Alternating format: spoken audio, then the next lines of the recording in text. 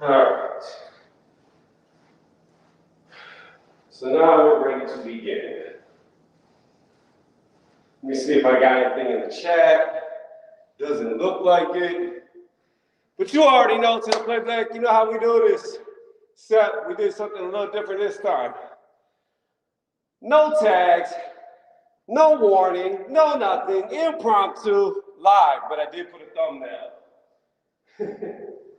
Normally don't even do that. But I think the running joke for leg day is going to be just some type of leg pictures and something comical to see. So, here we go.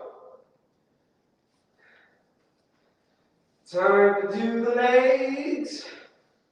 So if you just joined me, pretty much all I did was a little 3-minute, 6-mile-per-hour run or whatever level 4 incline is. Don't do the incline and always stretch before you work out. Don't be like me. I do not stretch, but you should stretch. Stretching is always good. Or at least that's what they say.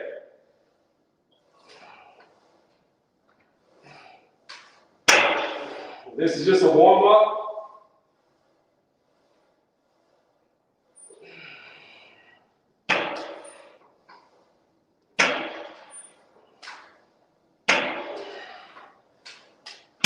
It's clacking because I'm trying to get as deep as I can. You can't really go deep on this.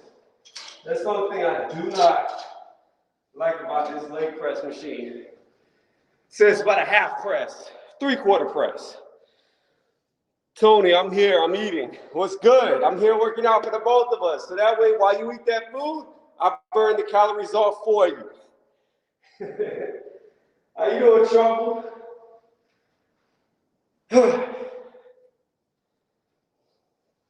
You know what? I got a topic that I want to talk about. And I may re-add this to the title. But let's talk about Tio Sr. Now, I did not realize, and you gotta understand, I've been very critical over Teofimo Lopez and his father, and I never knew his father was a sub of mine, but he is. So, Junior Lopez is his father's YouTube channel. And I didn't know he was subscribed to me. And I don't know if he's ever watched any of my videos, being that he is subscribed to me. So, seeing that before I came in here, what's going on? How you doing, Blue? I figured let's talk about Tio a little bit and his father. Because I've been super critical. And I'm not switching up and I'm not changing what I said, because I've said what I said and I stand by what I say. But I can't lie. It does make me feel a little teensy bitsy bad that his dad's a sub of mine and I have come down so hard on his dad, but it's the truth what I have spoken. So I have to be honest and I cannot deviate from the truth. And what I pretty much said was that his dad is, to me, is one of those fathers that live vicariously through his son. Every time Tio gets on stage, the dad steals all the limelight. Kind of like Danny. Kind of like Danny's dad. So Danny Garcia's dad, Angel, does the same thing. Takes all the limelight. Doesn't let the son do the interviews. And that was my biggest problem with Senior right there, was that let your son be the star. You don't need to take over. It's not about you. It's about your son. And I didn't like that about him. And then, you know, I put out a video to where he got yoked up by Kambosos' dad. And it's true. But my thing is this. You can't go looking for problems, then get mad when problems find you. Let me see. Are you going to be doing a commentary stream for UFC 270? Is it this weekend? Maybe, I don't know. No promises on the commentary. But I will say this. I plan to, if I don't do that one, doing commentary on UFC fights like I do on boxing matches. I do plan on start to do UFC cards. The main thing about that is, I don't really watch UFC. So I may want to watch a full card from the undercard to the main event before I actually do commentary, just kind of get an idea of what's going on. Like, I know I can watch them on YouTube, old fights back, but I just don't feel like doing that. Plus, I don't know which fights were good, which fights were bad, and sometimes it's good to watch the bad ones, the in-between, and the good ones to know the difference and see what's really going on and be able to articulate what's going on in the ring. So I don't know if I'll be doing this one, but definitely I do plan on in the future branching out to the UFC. It's just going to take a little bit more of my time to get to know the fighters, watch the fights, and yeah. And the bad thing is I watch so many boxing matches, I forget some of them. I really do. I forget some of the fighters. I might watch it like 2 months ago and forget that because I watched so many fights since. And somebody has to like help me remember. So I figured UFC is going to just compile that issue of trying to remember all these fights. But let's see. Who do you have winning Kambosos versus Haney? Now that's a good fight. That's a good fight. But before we get into Kambosos versus Haney, I want to talk about Tio. So first off, my question to the chat is, what do y'all see Teofimo Lopez doing? I know supposedly he's going to be fighting Barboza. So that's a hard fight. Barboza is a very good fighter, undefeated fighter at that. I read an article saying that was the plan for him for his first fight, moving up to 140, super light or junior welter, depending on how you like to say it. So my question is, how do y'all feel about Tio? Do y'all think he can be a champion again? Do you think he needs to find a trainer, etc.? All right, here we go. Maxed out.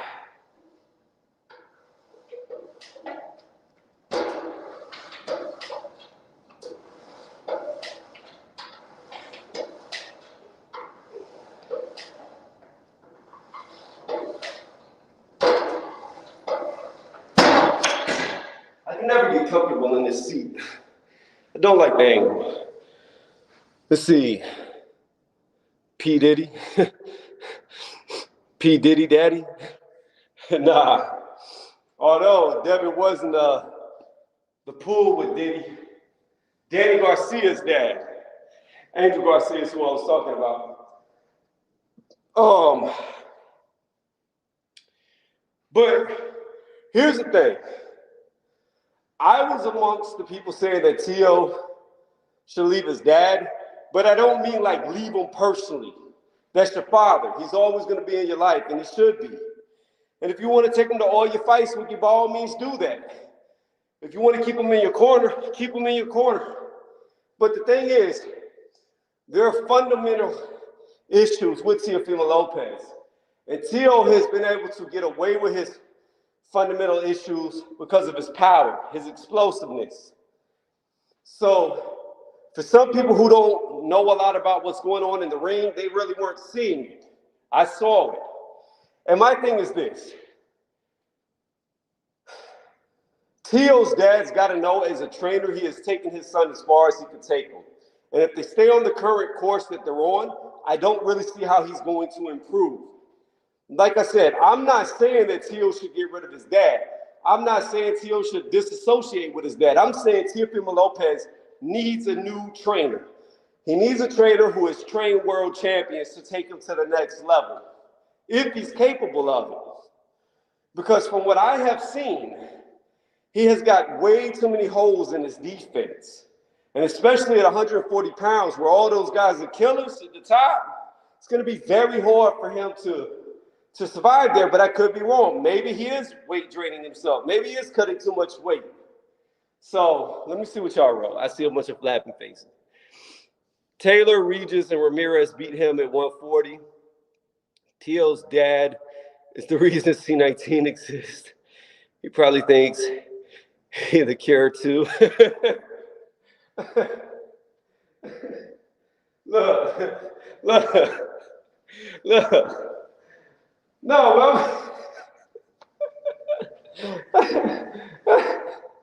And it's funny because he came down with it. That's messed up. Oh, shit. But here's the deal. Here's the deal. I just think he needs to find a trainer who knows what to do with him, who can work on his defensive flaws. I think he's very flat-footed, and I think he's very susceptible to punches. I saw it in several fights. I saw it in the Nakatani, the co-main, even though it was short, I saw it. I saw it when Lomachenko let his hands go. And then, of course, George Kambosos really exposed everybody to what I had been saying, that everybody was arguing me with. Talking about, oh, I don't know what I'm talking about. I'm trolling. There's no way I'm going to get it right. I'm telling y'all, it's not what you think he is. But could he be what people thought he was? It's possible. And again, and I agree with that. I think all those guys up there that was mentioned beat Tio right now, current Tio. However, again, we don't know what he's going to look like at 140. Maybe he looks better. Maybe he's faster. Maybe he can move better. Maybe he has more power. Maybe he really has been weight drained. I don't know. I know I've been very critical over him because I never saw what other people saw. But to me, do y'all agree that he needs to find himself somebody who is, that's all they know is how to train fighters to be champions? Do y'all agree or disagree? Do y'all think his father is the best way to a belt at 140? And again, I have to say, I'm not trying to come down on the dad. Like, the dad did everything he could. Took him to the Olympics. Got him there. Medalist. Boom. Good. Took him all the way to a championship. Beat Lomachenko, who some people said was the #1 pound for pound. I never did, but some people did. I mean, his dad got him standout accolade titles, but there comes a point to where you're capped. And the only way to get over where you're capped, if you physically can, is to find something different. You got to change things up. Let me hit this set. And then, you know what? I'll see what y'all write on that. And then we'll switch gears to Devin Haney-Kambosos. I don't know if that fight's going to happen. I've seen conflicting information where they were talking about him fighting Tank Davis in May. Now they're talking about Devin. Nobody knows what he's going to do.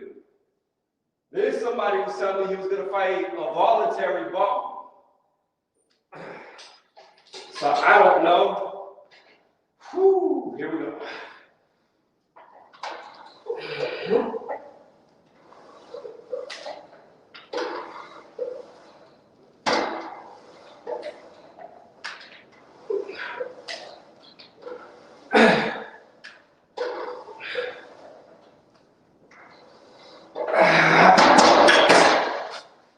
Let's see what y'all wrote. Whew. He just needs to get and keep his dad away from his career. Damn. Tio has a lot of potential. He needs a new trainer. His dad is more of a cheerleader. And you know, like, let me give you an example. Look at Chris Eubank. His son has been so much better since Chris Eubank left his dad. And his dad was a world champion boxer. Eubank Sr. was a very good fighter. And the minute, like, here's my thing. Just because you're a good fighter doesn't mean you'll be a great trainer. And just because you were a world champion and you have a son doesn't mean you can teach your son to be a world champion. So I wouldn't go as far to say that his dad needs to be away from his career, because his dad's the one that got him his career. So you got to give him that much credit. However, I would say that he does need a new trainer. But let's switch gears. Let's get off of that. Let's go Devin Haney, George Kambosos. How do I see that fight going? Now, there are a lot of Devin Haney haters who do not want to see the fight, who say right now automatically George Kambosos beats him. And I say, how can you say that if you've never seen them in the ring? If you've never seen them fight each other, how can you say Devin Haney's going to lose? Devin Haney's beat everybody put in front of him. Now, you could argue resume, competition level, But in Haney's last 2 fights, he stepped up and he's looked good. Linares, he got caught, and I didn't like how he looked after he got caught. I thought defensively he was not sound. I don't think walking in and trying to hug is going to work against younger, elite, active fighters. I think that's a resume to get knocked out if he reacts like that again. But at the same time, I look at Haney switched up completely the way he fights. He went from a back foot fighter to a come forward aggressive fighter and was beating Linares to the punch all the way up till he got rocked. So Haney showed improvement there. Then he gets there with Jojo Diaz, who just beat Tevin Farmer, 2 fights ago? And Tevin Farmer was looking unstoppable. Now, although that was a lighter weight class, 1 weight class down, still, you got to look at what Jojo has done and who he has fought. And even against Gary Russell Jr. when he was early in his career, he still made a very good account for himself. But Devin completely washed him. It wasn't even competitive. He got washed. So when I look at that, I would say that Devin Haney is definitely more skilled than a lot of people give him credit for.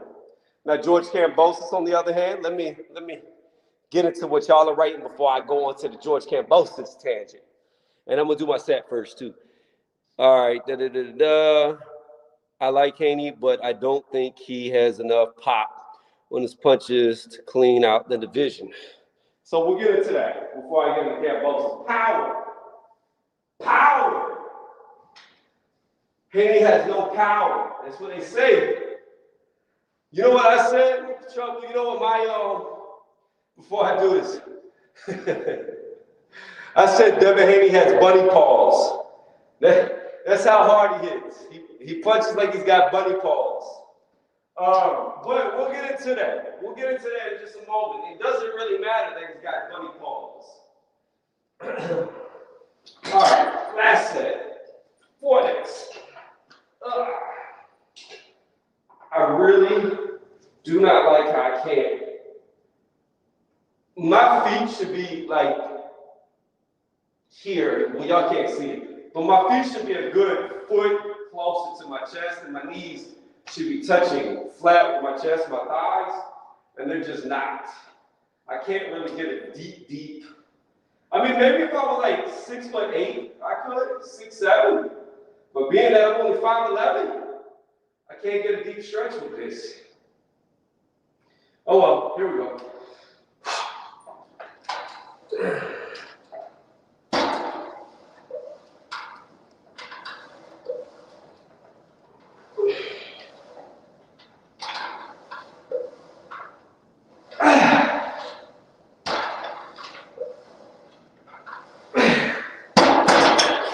One thing I will say that is, never lock out your joints, never lock your knees. But let's see. So pop, does it matter? No, it doesn't. You don't need a lot of pop to win fights. We have got world champions, or had world champions, like Paulo Malignaggi, who was probably the lightest puncher who's ever boxed. Like legit. I don't know if anybody has ever hit weaker than Paulo. Hold on 1 second.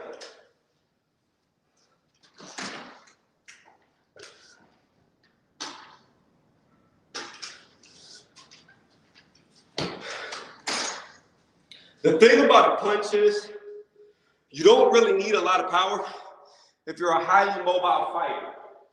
You do need a lot of power if you're a pocket fighter, if you're a timing type fighter.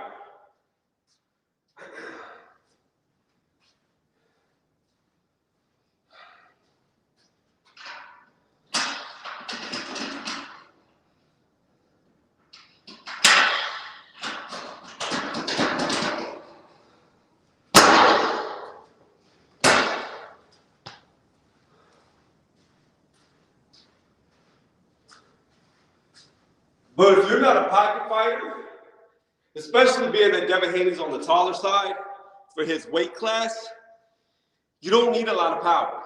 You just need enough power to touch somebody and disrupt what they're doing, meaning keep them off balance so they can't plant and explode with their punches. Let me see.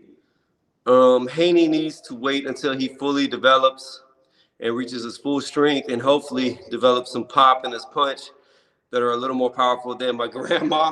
That's what I'm saying, bunny paws. Here's the deal though. Punchers are born. They're not created, they're not made. If somebody doesn't have power, they're never gonna have power when it comes to punching. It's just like sprinting. You can either run fast or you can't, period. There's no ifs, ands, or buts about it. If you can't run fast, you'll never be a sprinter, period. You can improve on your punching power, but if you don't have it, you never will. But again, as long as Haney doesn't get reckless and stay in the pocket like he did against Linares and understands, you don't have power.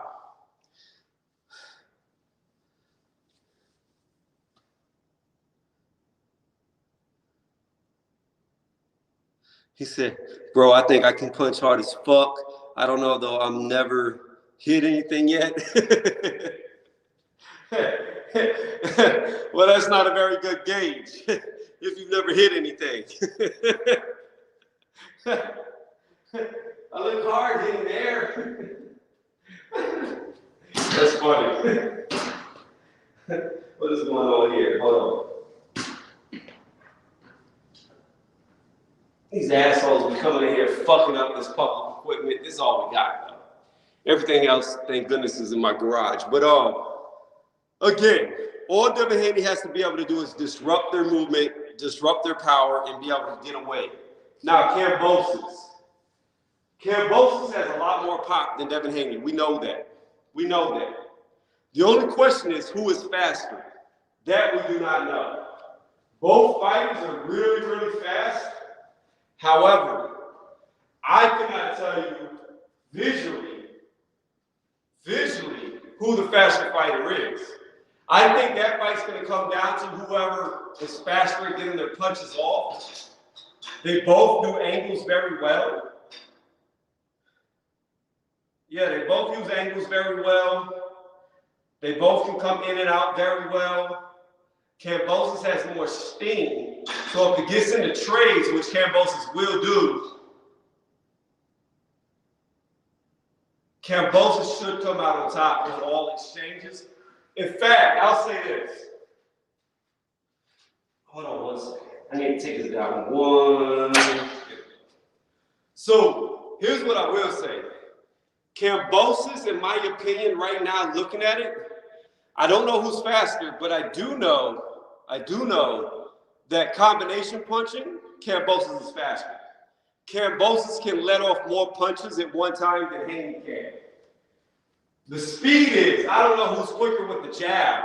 I don't know who's quicker with the straight. I don't know who has faster lateral movement. I don't know who has better foot speed. But I can tell you, when it comes down to combinations, Kambosos is way faster and hits way harder. So, that much I can say without seeing it.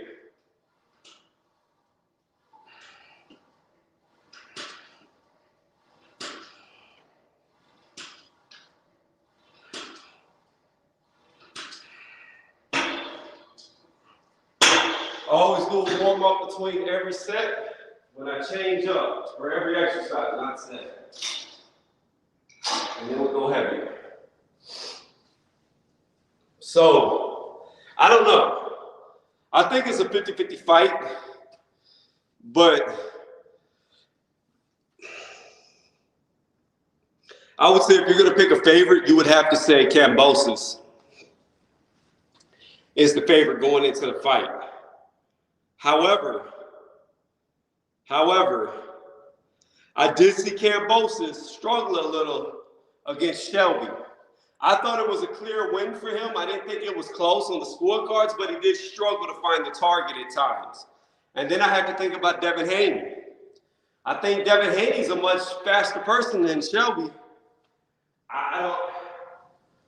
That's what I'm saying. Like, I don't know. Both guys have advantages going into this fight. I don't know who wins it. I would really have to do what I do, go to the lab and really watch the fighters fight, because I can see both guys winning. I can see Kambosos hurting Devin and overwhelming him, and I can see Devin possibly staying away from him the whole entire fight and just piecing him up and never really get a touch. I can see it going both ways. It's a hard fight. It's a hard fight to figure out. Both guys have got about the same amount of notable wins. It's just Kambosos' win against Tio is a more notable win. He's got the bigger win. But really, truthfully, if you look at their resumes, they're pretty similar at competition level. Excluding Teofimo Lopez. And I'm trying to think. If I'm not mistaken, doesn't Shelby train with Devin? I could be wrong. I don't think I'm thinking about you, Shelby. Who trains with Devin? Hold on one second. We're going to try to do this and hope it doesn't mess up. I'll be right back. I want to see something. Oops. I want to see something. I don't know if y'all can still hear me, but I want to see, because I'll be able to see looking at the box rec who I've seen Devin Haney with. I don't remember. Mickey Bay. Mickey Bay. Is that the one? Yeah. Mickey Bay is the one, I believe, that trained with Haney.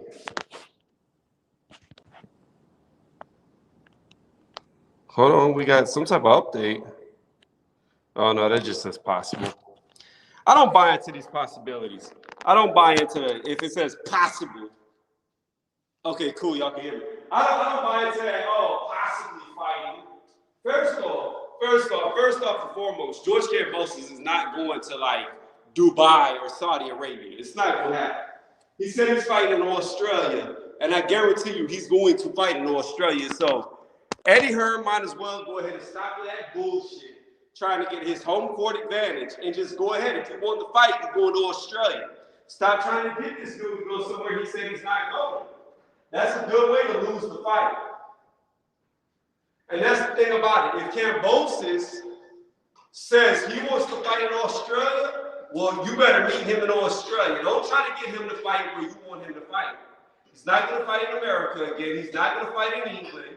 He's not going to fight in Dubai. He's not going to fight in Saudi Arabia. He said, I want to have a home fight. All I do is go on the road, defeat all these dudes. It's time for them to come see me.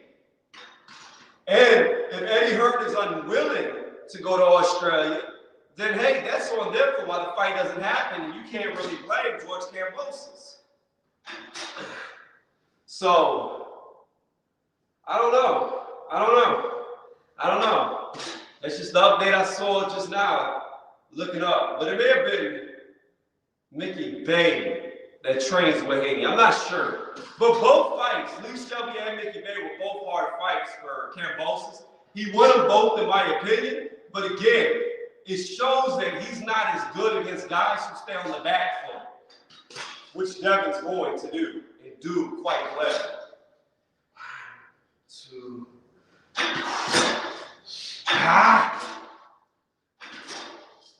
Holy shit, couldn't move that. First off, I don't like this. I need some more forward, so my back has something supporting. Secondly, let's go a little bit lighter. We can't max out this machine. That felt a lot heavier than I thought it would. So we got to figure out where we're at. Okay, that may be too close. Might need to take it back just a notch in my back.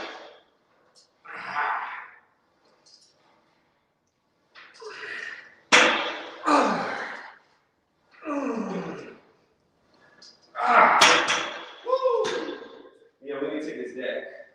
Another notch. Okay. Whoo, that was heavy. We're going to go heavier though. Let's see. Tony Yoka is fighting the heavyweight boogeyman Hrgovic. I saw that. I saw that earlier.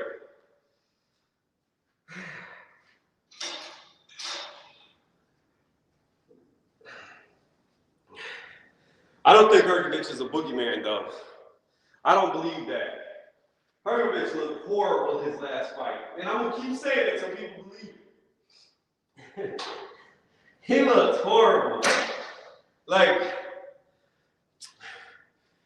if I was in the heavyweight division right now, I would be jumping all over Hrgovic. After that last performance he gave, people could say, oh, he got the knockout. It's not about the knockout. It's about how he looked getting the knockout. I don't know. Like, to me, Tony Yoka's not that good, but Tony Yoka may get him. He may. It's possible. It is very possible that Tony Yoka could beat him. I don't. There was a point in time about 2.5 years ago where I thought Hrgovic was going to be that guy. But as time has come more recently, he doesn't look as good to me.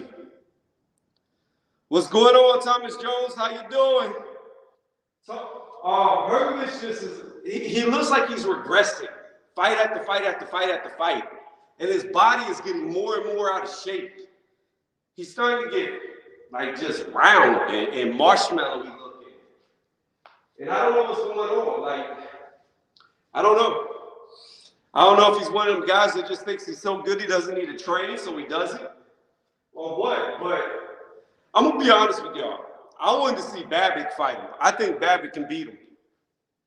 If I'm going to go for a Croatian heavyweight, I think Alen Babic is way better.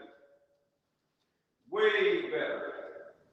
And I think he'll come to fight. And I think Hrgovic isn't used to somebody coming to fight like Alen Babic would. It would be fireworks. Like, that's a headliner type fight.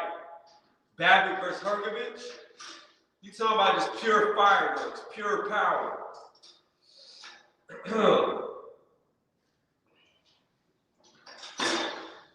Whew. All right, here we go. Set 2. You know what I realized, guys?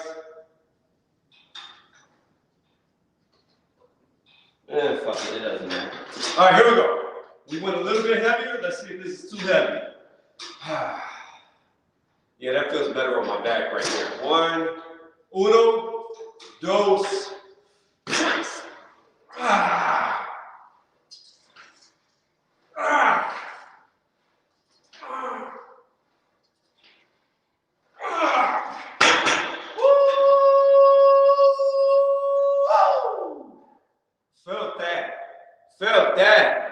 Felt that. That's a good stopping point right there. Yeah, that's a good weight right there for this week. Next week, I'll go heavier. This week, we staying there. Oh my goodness. These little thighs of mine, I'm gonna let them lift. All right, let's see. It's not official yet. Let me see. Babic looked like trash in his last fight too. He did. He got in trouble. He got hurt. He got rocked. You're right. I cannot disagree with that one. His last fight was by far his worst performance. And he was fighting a guy that on paper should have been one of his easiest fights. On paper. So you are right. You have me there. You do have me there. You have a very good, valid point. But I mean, here's what you got to ask. Who looked worse? Did Babic look worse when he struggled? Or did Hrgovic look worse even though he got a quicker knockout with how sloppy and sluggish he looked? That's what you got to kind of balance. Let me see. Thanks. I thought Eddie was capping.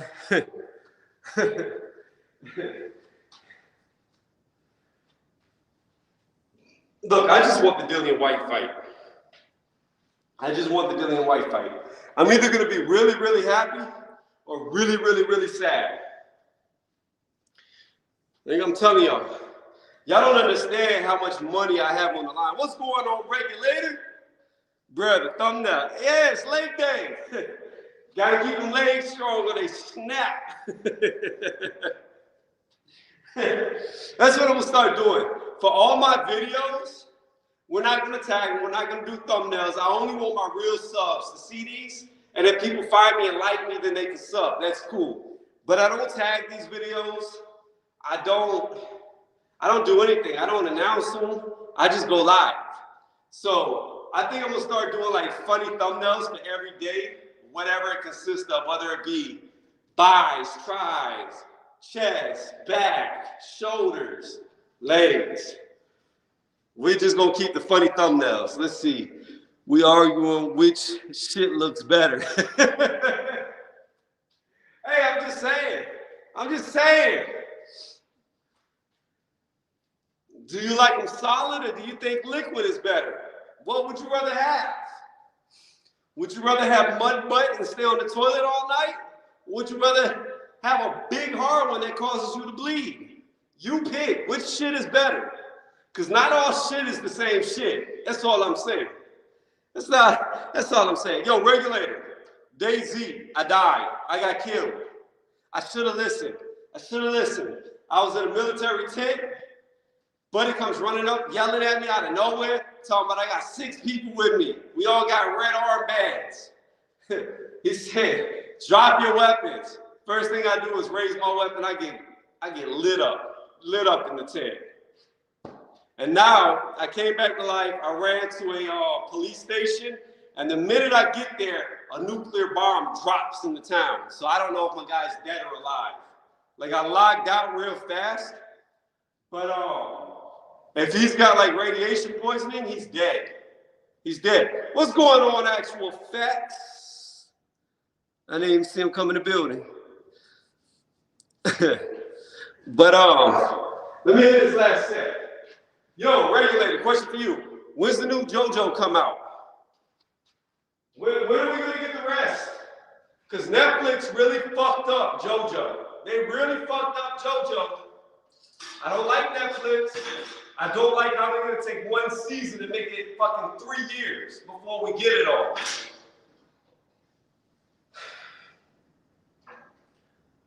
I wish Hulu would have got. If Hulu would have got JoJo, then it would be aired like all back to back. All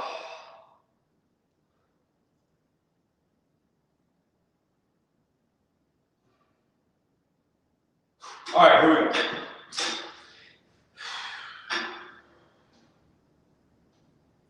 All right, this is the third and final set. And then we do leg curls. All right, here we go. 3, 2, 1.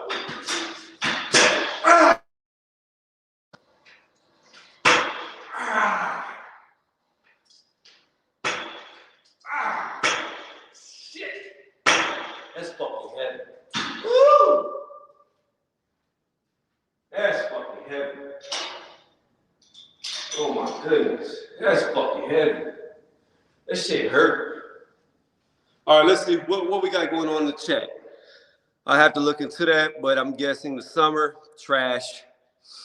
I tell you what anime I've been watching. I've been watching Bleach before I go to bed. I'm on season 1 of like 1,000,000 seasons. Bleach is kind of like One Piece. There's like 1,000,000 seasons. And I never watched Bleach. So I'm on season 1, episode 16, I believe, is where I fell asleep last. It's an interesting concept. But I wouldn't put Bleach up there with some of the best animes. It's all right, though. It's decent. Who these stars? Actual facts, that's a good one to ask where he thinks Tio's going to go. Yo, actual facts. What do you think about Tio at 140? I brought him up earlier. I did not know this. Actual. That Teofimo Lopez's dad is subbed to my channel. And then, I don't want to say I feel bad because I'm never going to feel bad for my my honest, objective opinion, but I feel a little bad that he subbed to my channel, and I've been so critical. But I'm not gonna stop being critical. I'm not gonna lie just because somebody subbed to my channel. It's just, I was like, oh shit. I did not know this dude was sub to me. All right, let me hit this Bleach. Feels like a gateway to anime, so I never watched it. Yeah, that's what I'm saying. It's not one of the best, but it's not one of the worst. And I'm interested to see if it gets better per season.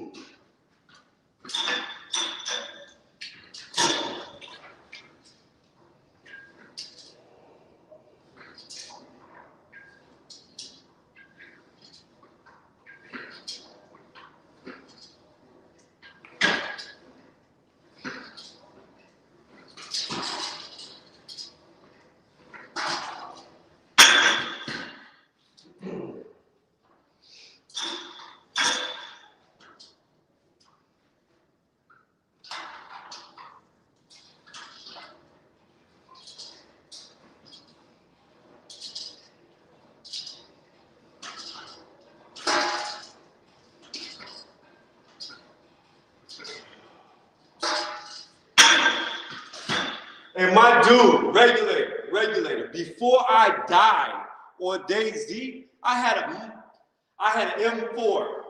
I had an M4, I just didn't have any rounds for it or a magazine. And that's like one of the rarest guns in the game, and I found one. And then I go into that damn military camp, trying to find a magazine, so I could really start lighting people up in close range, mid-range. And I get lit up. I should have just put my hands up, dropped my weapons, and just kept it in my bag where they wouldn't have known I had it and just walked away. Just let them have it, but I didn't.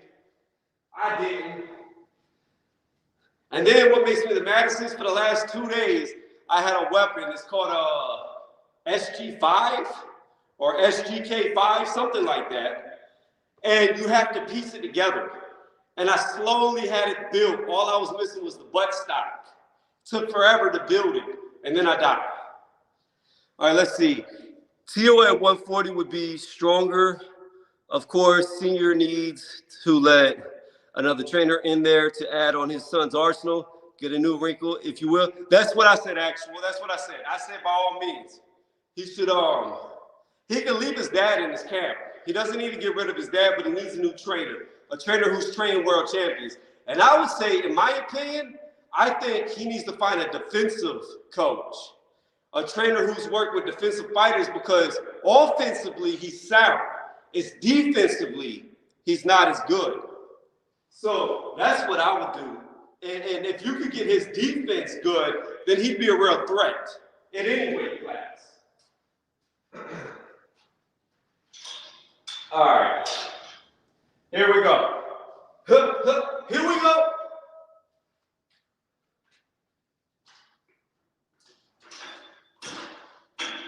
Ooh, shit, we got ahead. Okay, we gotta go a little lighter. Little lighter. These little legs of mine, I'm gonna let them live. You know what? I might have done that. I just thought about it. This pulls the weight.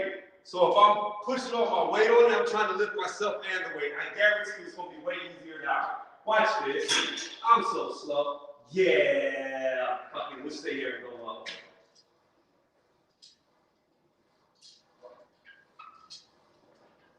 I'm so slow. I literally was having to leg curl my own weight because I put it on the damn thing. Shit. That's okay.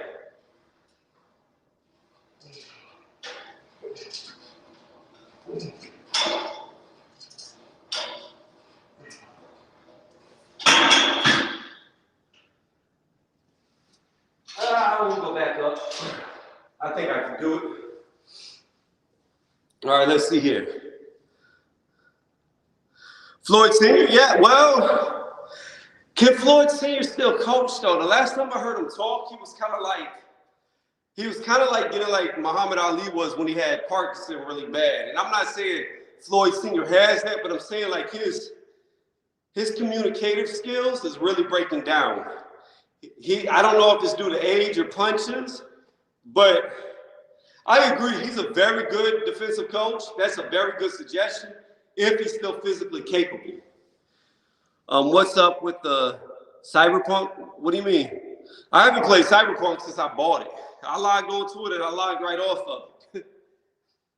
I wonder if they've done updates to it. I need to try it because I'm nowhere in the storyline. I'm literally at like the very beginning.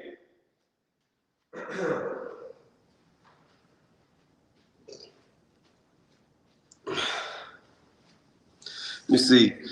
I was so excited for this Cyberpunk release, but it turned out to be the buggiest game ever. Yeah, that's what I'm saying, Trouble. I bought it. I streamed it. Regulator saw it. Trash. It was trash. And then, you know, what made me the most excited about that game was like stuff that had nothing to do with like the gameplay itself or the missions itself. They said that the city was going to be dense like a real city, that you would see NPCs, too many to count, right? You get on the game, the cities are fucking empty. They look like a MS-DOS game with how many people they got loaded. Okay, like Minecraft has more characters loaded than Cyberpunk did. Trash. And then not only that, there was like, you can make friendships and relationships with random NPCs you see in the world.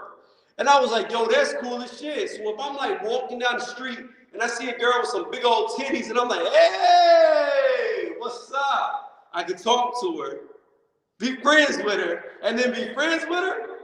But that wasn't the case for Cyberpunk. They also said that you could go in every single building.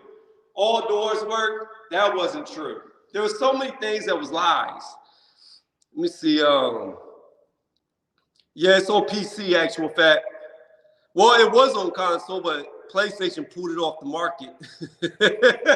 You know your game's bad when PlayStation pulls your game off their market and refunds everybody. Like, you can't get a bigger failure than that. All right, here we go.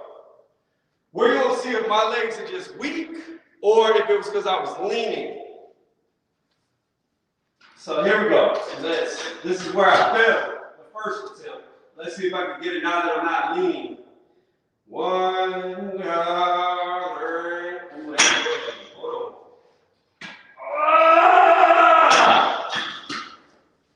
It is amazing the difference 10 pounds makes. That is insane. I cannot control this left leg of mine.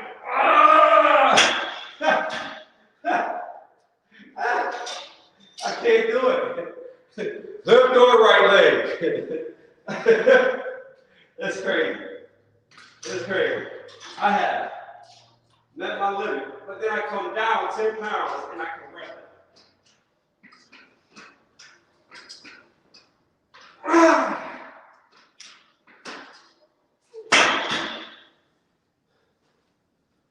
Whew.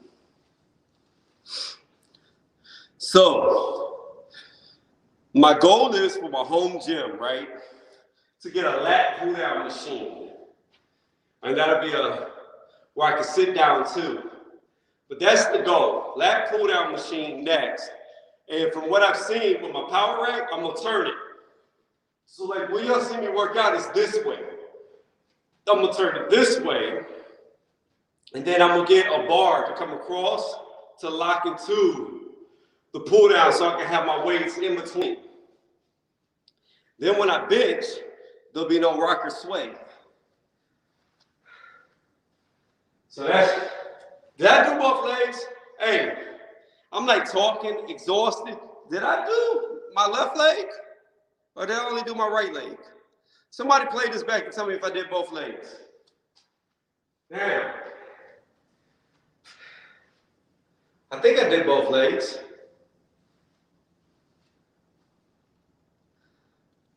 All right, I know there's a delay. Let me know if I did both legs or did I not do my left leg. I know I did my right leg. I can feel it. I don't feel it in my left leg, though. What's going on, Lady Chan? Booyah! Lady Chan is in the building. From the UK to the USA.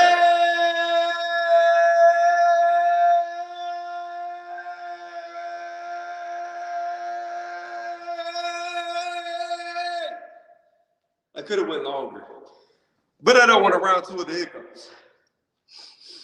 Woo! You know, lady, we just over here working, trying to get bigger. Actually, trying to get lean. I weigh too much. I'm too heavy. Nobody told me. Nobody told me if I did both legs. So fuck y'all. I'm gonna just do my left leg because I don't feel like I did. Maybe I did, but you know what? I know I did. I did both legs. I did both legs. Y'all couldn't tell me if I did both legs?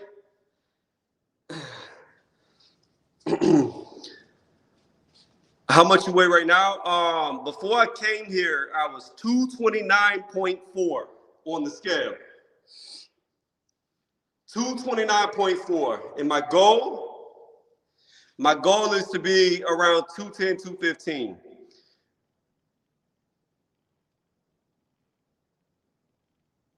I missed you on mine, my bad. You good. I went and got on it anyways, lady. I told AJ about that. You'll have to talk to AJ about it. But that day that you emailed me to get on, whenever I went there, I didn't type in your chat because I wouldn't have got on it anyways because it'd have been issues if I would have. So I didn't want to bring that. I only did one leg. Okay. All right. Cool. Finally, somebody tells me. I thought I only did one leg.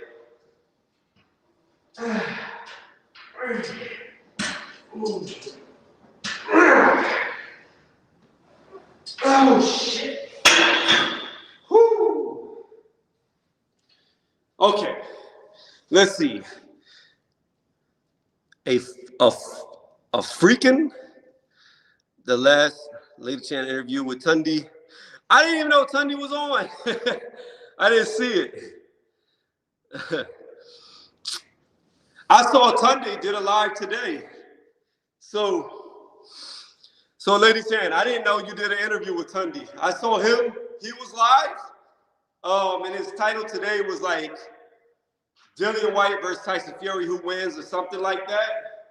I jumped over there, I typed in, I've been saying it for years. Dillian White knocks out Tyson Fury, and then I left, so I don't know if they saw it or not. But I saw he had his stream going. So he must have dropped his stream and jumped on yours right after. If I'd have known that, I would have came through and said, hey, Lions only.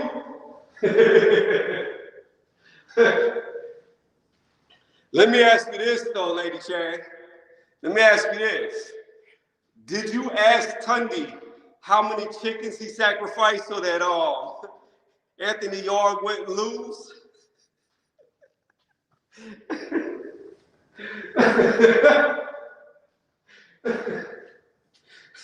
That's the real question. How many spells did he cast so Yarde would come out that well? All right. Hit this right leg in just a moment. You Dawson, BK, BK, BK, BK, KB. Look here. I like that KB. There used to be a KB Toys. And just like a toy, Dillian White is going to toy with Tyson Fury. He's going to beat him up. He's going to batter the Dawson. He's going to batter him. No chickens, sacrifice, just positive energy. I'm sorry. I'm sorry. And people can call me crazy. And I've been called crazy before until I'm right. Until I'm proven right. Don't be a sausage. Look, Dillian White is not Deontay Wilder. I'm going to say that right now, first and foremost. Tyson Fury comes on the front foot trying to to knock out Dillian Whyte, he's going to sleep. He's not going to bang with Dillian. I promise you. I promise you he would not.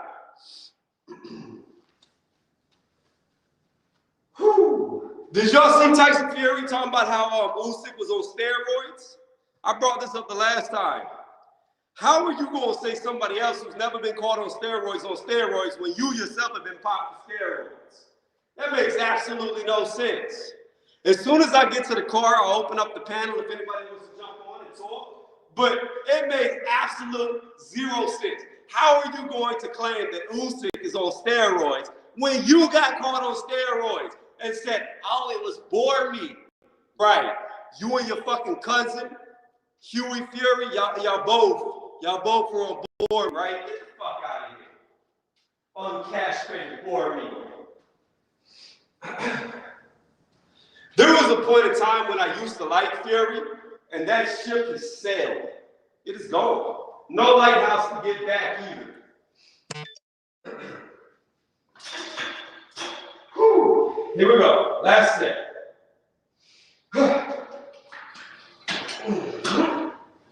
Oh, shit. Ooh, I just pulled something. I did not like how that felt. All right. We're done. We're done. I don't know what I just pulled, but we're done. So what the fuck? So we're going to do two to keep it even. All right. What the hell? What was that? That was weird. Maybe that's why they say you should stretch. That was weird. I didn't like that. I didn't like that at all. Oh, I don't like that at all. Oh no. There ain't no way I just pulled something or popped something. There's no fucking way. Guys, there's no way. There's no way y'all just saw an injury.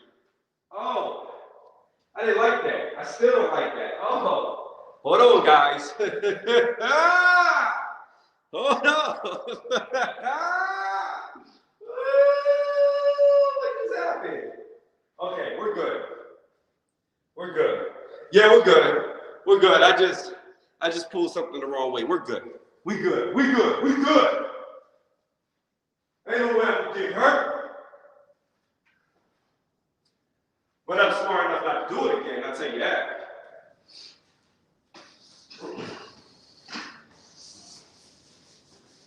I don't know, maybe it's the angle. That's weird. All right, we're gonna do some toe raises. I don't think I can pull my pants up high enough. And I don't want to pull my pants down to get a flag. Yeah, there's no way. I got too much thigh. I can't pull my pants up. I wanted to see if there was a bruise. I don't think there is. I think I'm all right. Whyte beating Fury is a stretch. No, BK. Whyte is not going to beat Fury. He's going to knock him out. You getting old, Tony? Welcome to the suck, my friend. Oh, shit. No. He said, welcome to the suck. It's all downhill from here. Oh, shit. You thought you could work out? You thought you could do them leg curls? Oh, Father Time got something to say about that. Gone. What the fuck? That's funny. What the hell? And I'm only leaning on this chair like this so I don't put all my weight and load bearing. I think I'm fine, though. I think I'm fine. That's what I tried, but I can't. My thigh's too thick. Pause. Whyte gets stretched out. I'm telling you right now. I'm telling you. The fat man is going to sleep. There's no way. There's no way. I'm telling you. Look, I have the Death Note. I have opened the book. I have read the pages of the Death Note. And there's no way Fury can beat him. I have read it.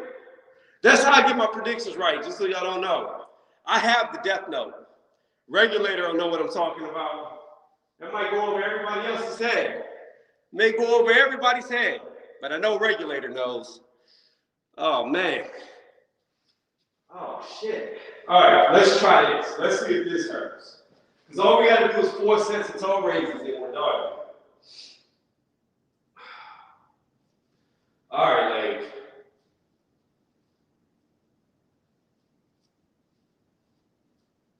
No, it's fine. Like I'm good. I just pinched something, pulled something. It's not.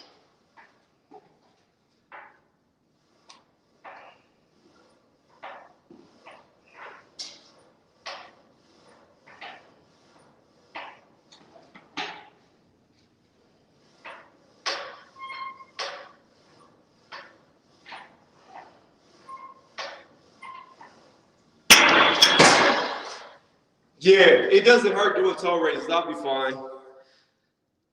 Death Note in the crystal ball. All right, let's see. A freaking wrote his opponent's name in the Death Note before. So Izzy, I saw that. So here's the thing. Listen to me. I never liked Izzy. I never liked him. I thought he was too cocky. I thought he was a guy who failed at boxing and went to the UFC and became successful. However, I watched the video on Izzy, right? And the dude loves anime. And he was talking about he did the Brock Lee pose whenever Brock Lee fought Gara. And Anderson Silva just happened to stand like Gara, which made it even better without Silva even knowing what he was doing. And you know what? He grew on me. I'm not gonna lie. Izzy grew on me with his anime knowledge. Him over here doing all the Naruto. Almost said Naruto, but the Naruto shit. I never watched it. When White gets KO'd, you will be known as a sausage. You know what? I tell you what, BK.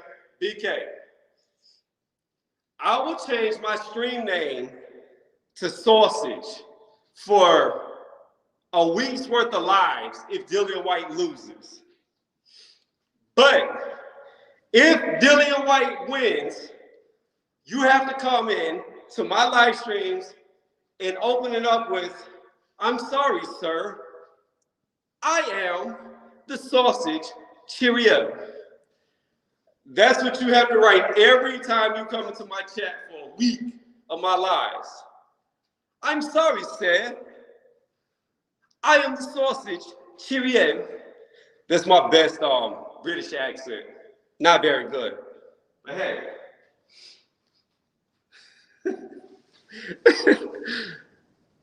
He voiced the character on the newest Baki. Did I see it? Did I see the newest season of Baki? UFC just signed the guy who knocked out. Okay, that's what's up. Cheerio, Anthony Joshua, Anthony. Look, Lady Chad, you know that's the best. Anthony is Anthony. Anthony. You know what it is? You know why it's so good? You know what I need? I need. Where's a little spectacle? I need a spectacle to put in my eye before I do it, so I can look like Eubank Sr. Just put my little spectacle in and then talk with my British accent.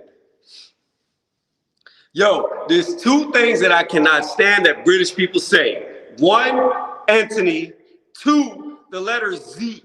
Y'all don't say Z. The letter is Z. It drives me insane when people say Z. I cannot stand it. I hate hearing Z.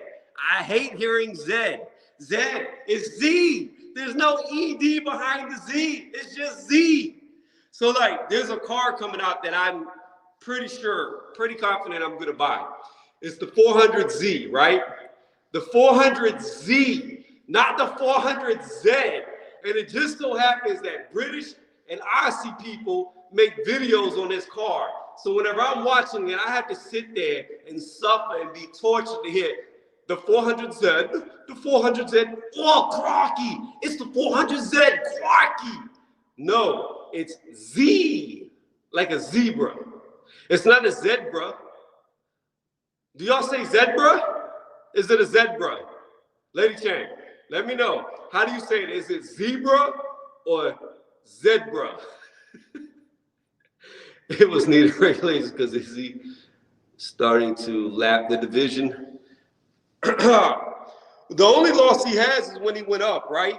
He went up, fought that guy, got beat back down. He was just too small. Yeah, Zebra. That's what I thought. So it's Z. It's not Zed. It's Z. A combination puncher will give Fury problems. Guess what? Dillian White those combos, but he normally does it to the gut. I'm telling you, them gut shots, them love handles, that dad bod is going to get destroyed. Dillian White is going to be like a lumberjack, and he's going to just chop down the tree. That's it. In fact, Dillian White just needs to come to the ring with a flannel shirt on, and you already know he's won. All right, here we go. Too much talking.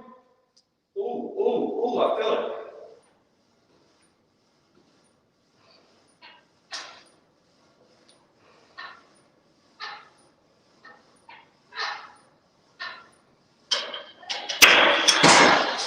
Yeah, I'm gonna ice down this leg when I get home.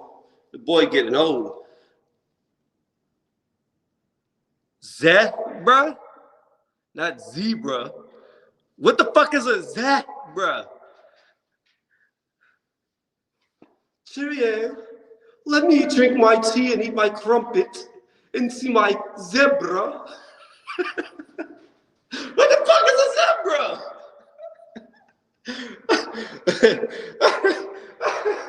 You said a zebra? Bro, what the fuck is a zebra? Zebra?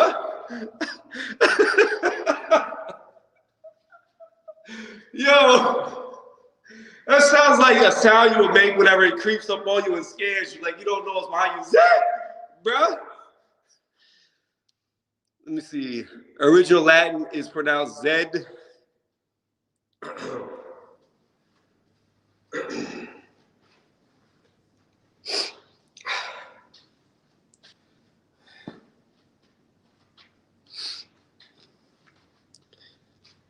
Okay, so I'm pretty sure, hold on. I hope y'all can, oh, wait, let's go over here. I think y'all can still hear me. So here's what I want to do. Let's go to Google.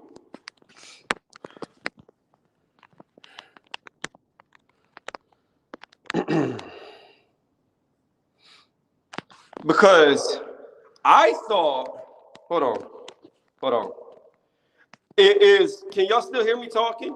Because I want to look something up. I want to look up, is Z a derivative of Latin or is it a derivative of Greek? Because if our Z in the English language comes from Greek, I know the letter Z is zeta. Now to me, Z is closer to zeta than Z is. So I want to see what we got. Where does, hold on, keeps writing down. Where does the English Z come from? What are you a derivative of? Latin. Okay. No. The British and other pronounce Z owing, that doesn't even make sense. Owing to the original of the letter Z, the Greek letter zeta.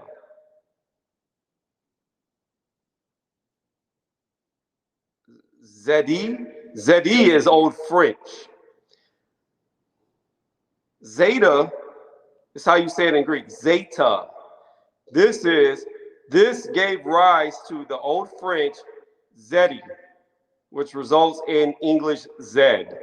So how do you go from zeta to zedi? I don't know. And from zedi to zed, I can see that. But here it says the letter Z was part of the earliest form of the Latin alphabet. Okay, but that's not where English comes from. The first way of saying it comes from the Greek zeta. In American English, its name is Z because it comes from, and then it doesn't say. So yeah, the correct way to say it is Z. It's got to be Z. It's got to be Z. We just read. Okay, let me come back. We derive from Latin, not Greek. That's not true. Most English words come from Greek. No. English comes from Latin as well, but the majority of English words are Greek. They're all derived from Greeks.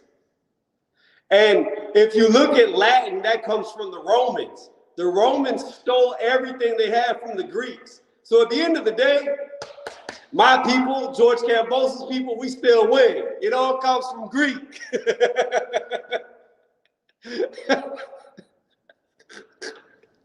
So the original Latins were the Roman Empire. The Roman Empire, listen to this.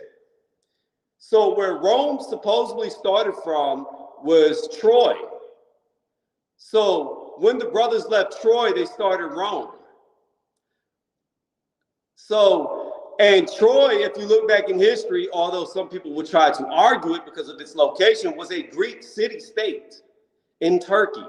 Some people try to argue that it was Turkish, but it wasn't, because the Trojans believed in the same gods as the Greeks, and they spoke the Greek language. So that tells you they were Greek, not Turkish. But anyways, I digress. But yeah, what was it? What were their two names? Romulus and I can't remember off the top of my head. Somebody in Romulus, the two brothers.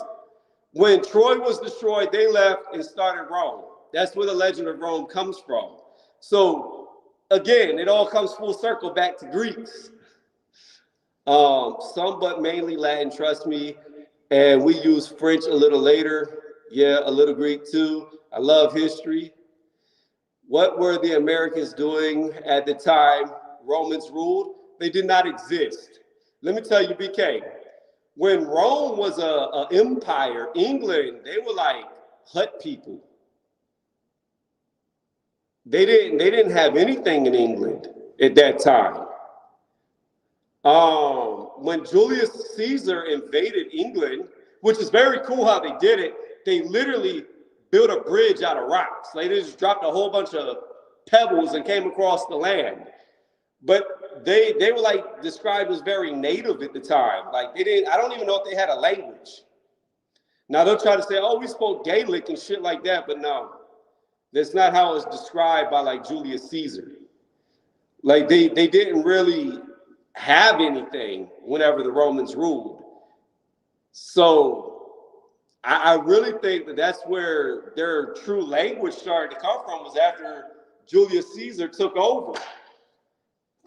If you want to be like historically correct about it, let me see. I am Hannibal's bastard. I am direct enemy of Rome. I'm just speaking facts, bro.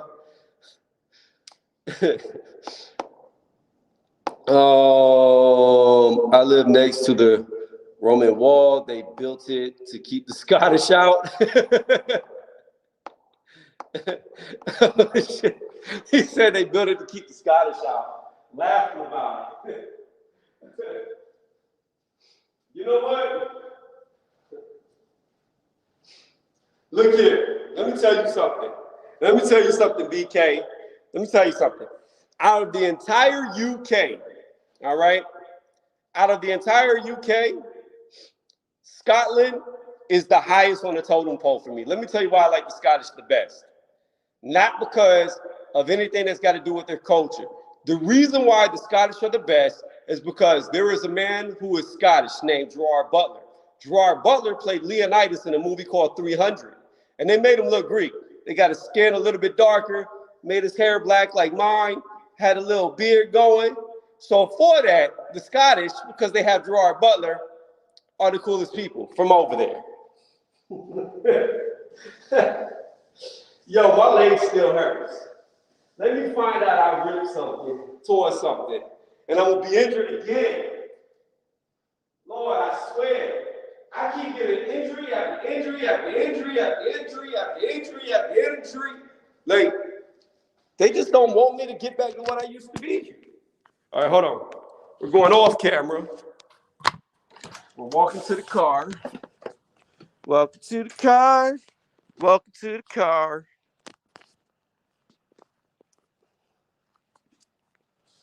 I don't know what be careful means. Let me post this.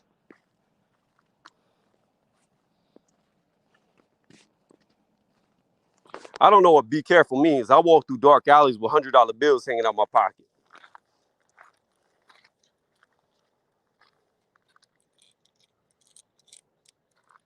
And the nether realm. He said, and the nether realm. I will tell you though, to me, outside of the Greeks, look, man, we don't believe in being injured. I don't believe in being injured, even though I've been injured. Being injured is a mindset. I believe you can still walk even if you don't have legs.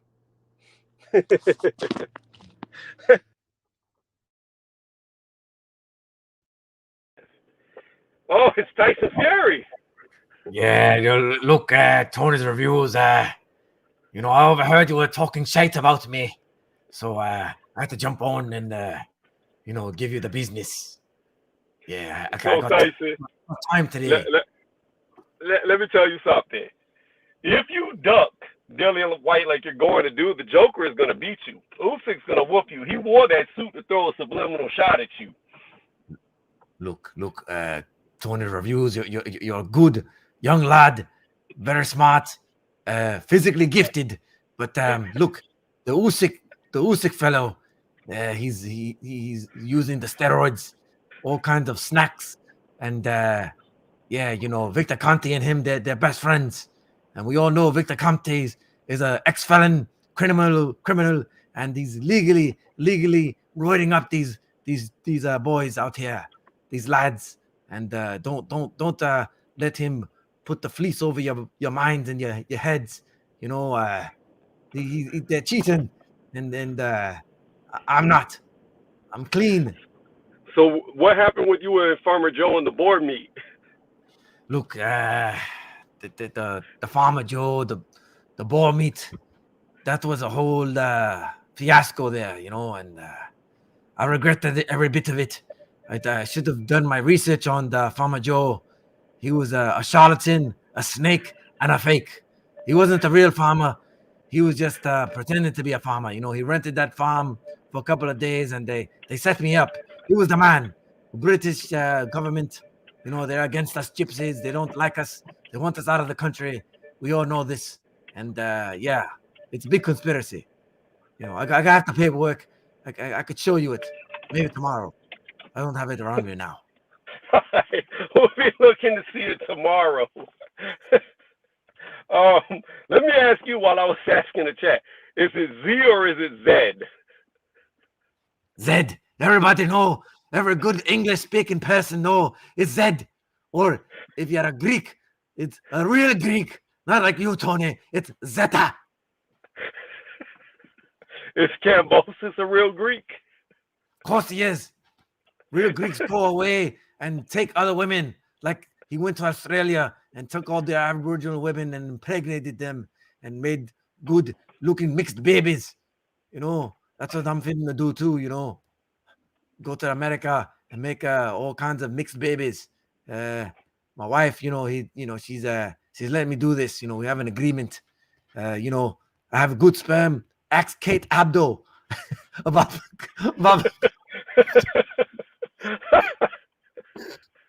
Yo, that was the funniest shit and most awkward shit she ever said. He's got good sperm. Yo, the whole panel froze. It was like, pause. What?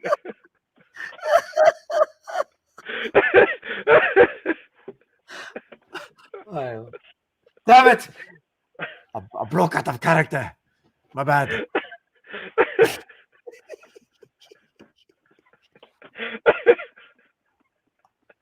Oh shit! I gotta get another beer. Hold on, man. I'll be back.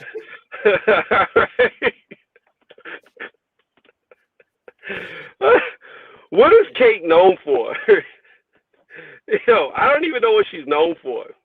Has she always been like a sports analyst? Well, you know, Kate, she's a foxy woman, and you know, she's known to piss Bob Adam off.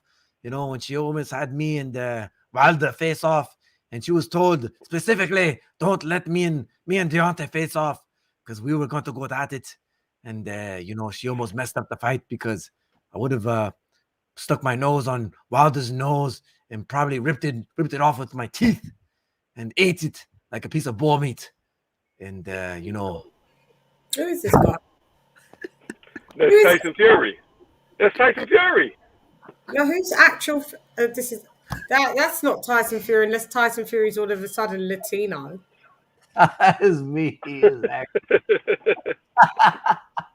That's actually Fury. Actual Fury is Latino. Great stuff.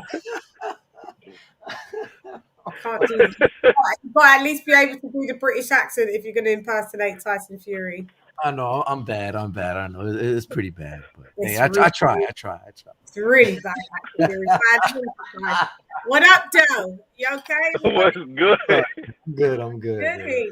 I'm here, man. Yo, actual. Yeah. Listen. You're crazy. I can't, man. No, I can't. No, sorry. When I said be careful, I meant of how you were pulling muscles on your leg when you was talking about it being injured. So I said be careful of getting injured. That's No, what I know what you meant, but I'm a demigod and I don't need to be careful. I don't have muscles. I have fists inside my legs. Float. You float. What's the topic? What are we quickly chopping up? I don't even know. I don't even know anymore. Just Lady Chan, we really get on here, and Tony and I do it too.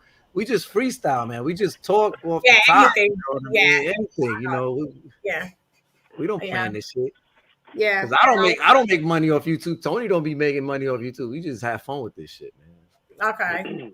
Yeah, I guess do what you do, innit? No, I might go live tomorrow. I was just live. I was with Tunde earlier. Because we planned it. It was his live, and then he came and done my show. So, and we ended up doing like a 2-hour chop up. So it was really good to hear because he's my guy. So Tony, watch your mouth. Hey, look. I've been in Tunde's chat before, and I've been like, yo, how many chickens did you sacrifice per yard to get the win? I told him you said that. I was like, look at my New Yorker friends. They're ragging. They're ragging on me, really, but they're ragging on you to rag on me. And he was like, you're gonna have to translate. He goes, you're gonna have to translate. I don't understand American. Yeah. He was having a joke. He's like, yeah. No, I like Tunde. I like watching the Anthony Yard whenever they're having fun training. Like they look like they have a good time. Yeah, with the rope work. With the skipping. He's one of the best skippers, him and Teofimo Lopez. I like watching Teofimo with the rope. Yeah, now Teofimo is a beast. He's nice with it. Very nice with it. And Anthony Yard is nice with it. Who else is really nice with rope work? Mayweather. Your boy Mayweather is really good too. Real nice with it as well. Yeah, I would say those three. I would say Mike Tyson was really good back in his day. Yeah, I don't know if he was better than Teofimo. No, because he didn't do all the tricks that Teo does. He didn't do all the tricks. Yeah, I love that. Like that is amazing to me. I'll give him that. So I like watching all that. So I like watching them do the pad work and stuff. They just came back from Dubai, and it's I'm looking forward to seeing where he's going. Well, they're going to do a world title fight for this year. Who? Kambosos? I mean, Teo? No, Yard. Who are they fighting? He's waiting for kind of like a takeover fight for March because remember Callum Johnson? He pulled out because he had COVID, so he's fighting. He's fighting Joe Smith. So he pulled out with COVID. So there's a They're fighting for like a title eliminator, for some title eliminator. So Anthony Yarde is WBO number one WBO ranked. So he'll just get a title shot this year. So I don't know when it will happen, but it will be this year though.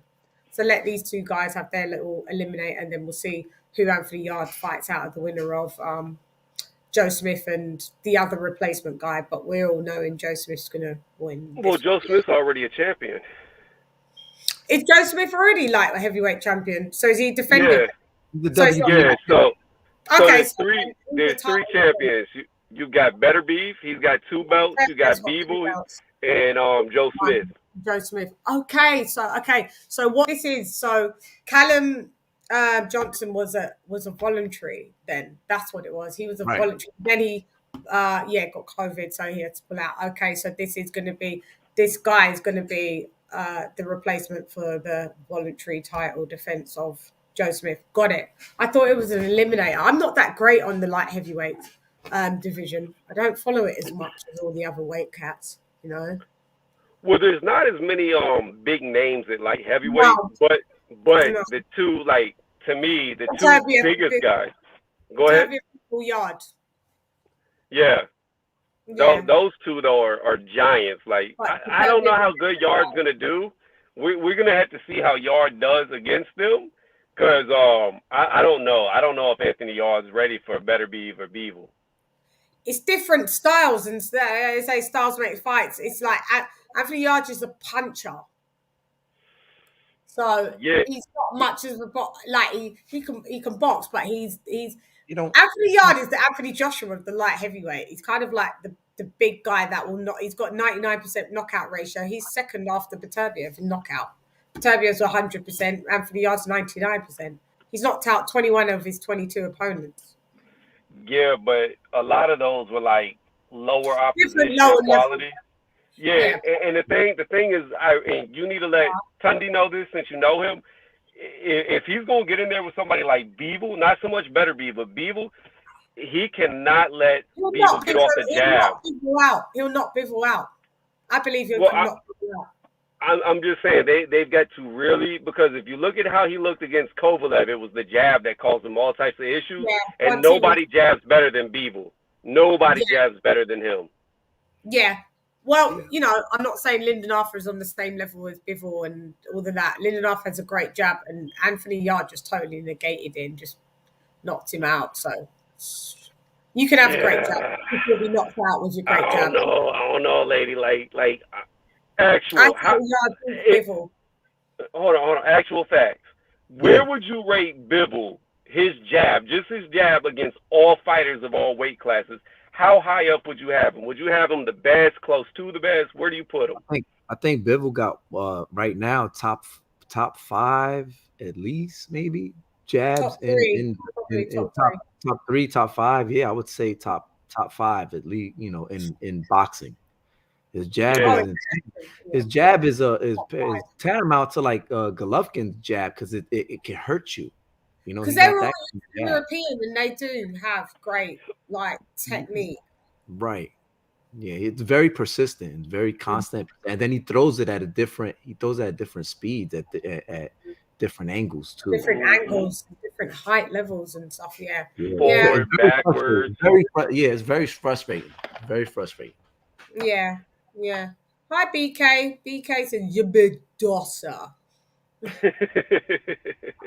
The other thing too, Yard really needs to work on if he fights Beevil is his endurance. He cannot get tired. If he gets tired, it's over. All that lactic acid, because he is naturally quite very athletic and he is naturally muscular. So he's very muscle bound. He's definitely muscle bound. It's literally something they're working on. He can't really get rid of that. It's like it just comes with him. Yeah, it's just that's how natural. Yeah. Genetics, man. That's it. Yes. But you know, there's things you can do that like a lot of boxing coaches don't do. Like so you got two different types of. You got people who aesthetically look like they lift weights, but they don't. They just naturally are lean and they look muscular. But if you put them on weights, they're weak as shit because they never touch them, right? Mm-hmm. But if he has developed his muscles from lifting weights, then something very good to do with a guy like him to build up the resistance and the endurance and the muscle is, you want to make him say weight lift, whatever he lifts, you want to make him do it heavy with no rest in between, like maybe a 5-second rest in between sets. Then right after you finish, say he's doing flat bench, right? He does flat bench, 5-second rest in between each. Let's say he does 3 sets. So boom, boom, boom. He's done with all 3. Throw him in the ring for 3 minutes. So that way his chest is exhausted. Then you put him back there. If he does whatever he does, you want him getting in the boxing ring 3 minutes after he does each exercise. So it's pushing his muscle, his muscular endurance to the limit. So he's already exhausted. Then he can start feeling what it's like to be tired and feeling the pain of the muscle being tired at the same time. So there's stuff like that, like a lot of seasoned coaches don't know, because a lot of boxing coaches, they don't know anything about muscles. They don't know anything about getting strong. They know how to fight. They know how to teach you to fight, but they don't know. It's just a different world. So when you're when you're as muscular as he is, and especially if you do it the weightlifting, you need to do stuff like that to push your muscles to the limit, so that when they hit the wall, you're used to it and it doesn't affect you. Got you.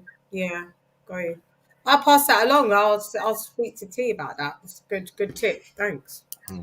Yeah. I mean, I like to see him be successful. I always say, what I've always said about him is he looks like a swole Trey Songz. He looks like Trey Songz. He looks like Trey Songz. That's what he looks like fucking Trey Songz. Yeah, he does. Yeah, he is. That's wild. Now I see it. I definitely see now it. I can't unsee it. Yeah. You look like Trey Songz. You look like a swole ass Trey Songz, like Trey Songz' older brother. It's crazy. No, even Trey Songz' younger brother. He's only 30. No, I'm just talking about because he's so much bigger than him, like size-wise. Yeah. That's wild. He does look like him, though, doesn't he?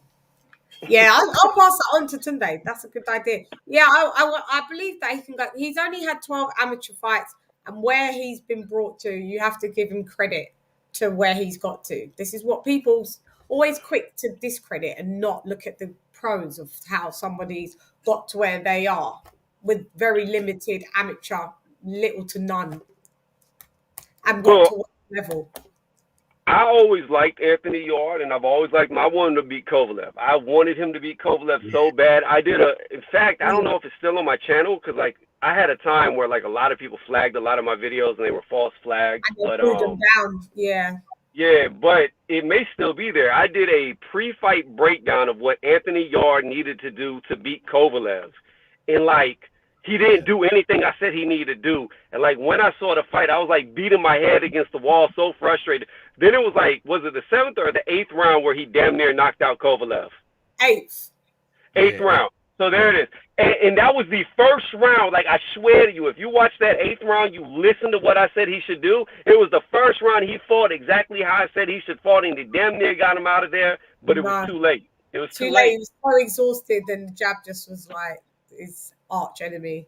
Yeah, because real quick, I had predicted Yarde to win that fight in 6 rounds. I thought he was gonna just smother Kovalev, lean on him, and go to the body immediately. There it is. You know what I'm saying? It's due to some inexperience for sure. Yeah. Both with trainer and thingy, both first time being at world level. So it's not a loss. It's a lesson. You learn and you try and move on and correct what you did wrong. So let's see. It'll be very interesting to see. What gym is that, Tony? Is that your gym, or is it just a gym that you have access to? Is it 24 No, so that's so in my neighborhood they got a pool, and then outside of the pool they have a little, I don't want to call it a clubhouse because it's small, but they just recently put a couple little gym equipment in there. So I go there, I do legs. Nice. It's part of your HOA. Yeah, it's part of the HOA. I hate the HOA too. I should use mine's got a Pilates and reformer thing as well, using your own body weight and pulleys and thingies and resistance bands. It's right on my complex. I ain't even gone. I need to go as well. It's lazy. I love the gym though. I'm literally deemed as a gym rat. I used to live in the gym 2 o'clock in the morning. I had to have a code that you just punch in and it just opens the door whenever you want to go in with all of the stuff. But yeah, I really love working out. But yeah, I'm going to get back to it as well. But I stay pretty much in shape. Like, I don't really have a problem of staying in shape. Nah, you're not out of shape at all. Yeah, I'm lucky. Yeah, I'm lucky. I am lucky. What would you guess my weight would be if you just guessed, guys? I mean, you would have to stand up and back away from the camera so I could see you. Like, I can't guess just looking at you. I had to see your body. You gotta do 12. No 12. No 12. No 12 for the lads. Joshua, she's got to stand up, turn around, and start doing squats. Ooh, I bet you'd love that, innit, you guys? Yeah, no, I wait. Still no guess, just even if I don't stand up in 12. Like, I would say. How tall are you? What? 5'5.5". All right, so you like 125, 130. No, she probably lighter than that. Probably lighter than that, huh? She probably like 115 or some shit. You was nearly right. Actual facts. I'm 135. 135. Oh, okay. Yeah. Because you. I mean, not to say, you know, I'm not trying to age you now. You in your 30s or your 20s? 30s. Give me 20. All right. Late 30s. Yeah, I'm in late 30s too. I'm 39. So, I'm 39. Oh, 82? Oh, y'all the same age. September the 10th. Oh shit, she 1 month older than me. Right. You October. Yeah. Yeah. Yo, I'm in October as well. You October. I'm a Virgo. So what are you? Scorpio. Yeah. What are you? Actual Scorpio or Libra? Because you could be a Libra. I'm a Libra. Yeah. No, you're early in the month. Yeah, you early in the month. So we all run together. So it's me, then Actual, and then Tony. Next time we should do a happy birthday live. Happy birthday. Yeah, we should. But yeah, I'm 135, 5'5.5". Okay. Yeah. You said I'm smaller than that. I can fluctuate. I can fluctuate. I can go and be 125, and that's I'm not really into that. I'd have to be where I'm not really eating that much, and but usually I'm 130, between 130, 135, and if I go a bit overboard, I can be 140. But I'm usually about 130. Do you do any running? Do you do any long distance running or anything like that? No, I used to be a 100-meter sprinter, and I used to do long distance I used to be in the Air Training Corps. It's kind of like the lower league, the training corps for RAF, for Royal Air Force. So I used to run for them. Yeah, I used to run for them long distance, cross country. I came like 4th in my in for all of our boroughs running. But yeah, you served in the military. So okay. Yeah, I used to wear the beret and all that shit. Oh, all right.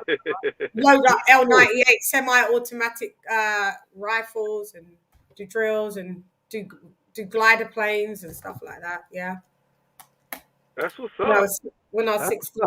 We was all in the military. That's crazy. I used to be on parade. I used to be on parade, and we used to do mass parades for the Queen, and all of us, all of the squadrons come out and be at the square and be on parade. See that's me, right? Ooh. Yeah, that's me right there. Do you serve? That's the Army, right? No, it's Marine Corps. Are you Marine Corps?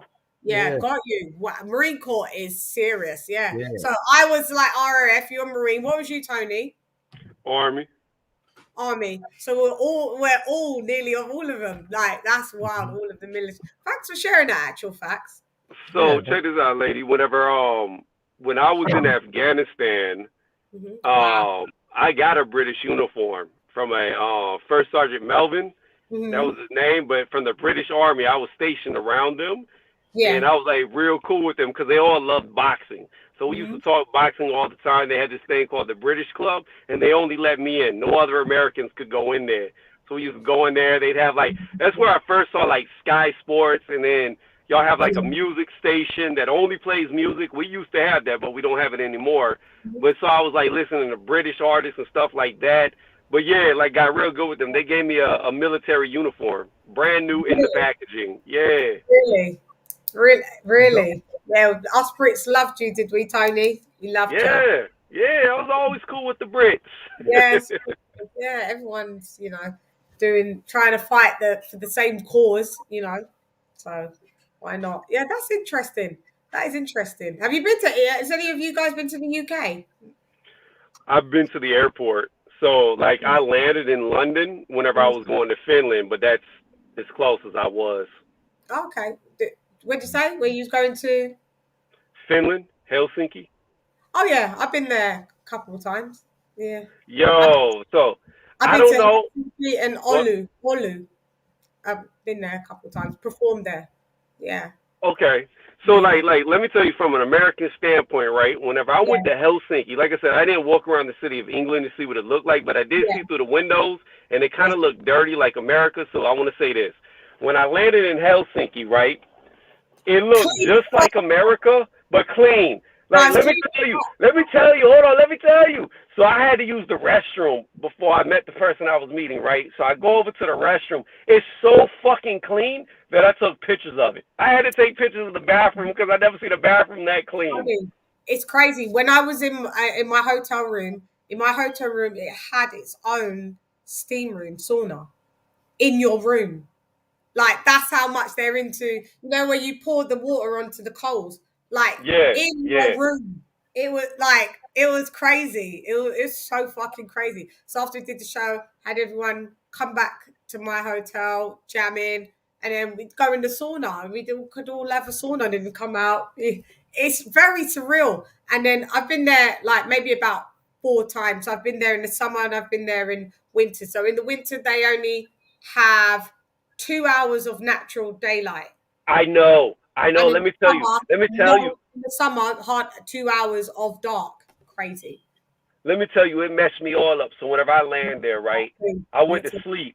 It was 12 a.m. I went to sleep, right? I woke up at 4 a.m. and the sun was as bright as day. I thought it was 4 p.m. It was 4 a.m.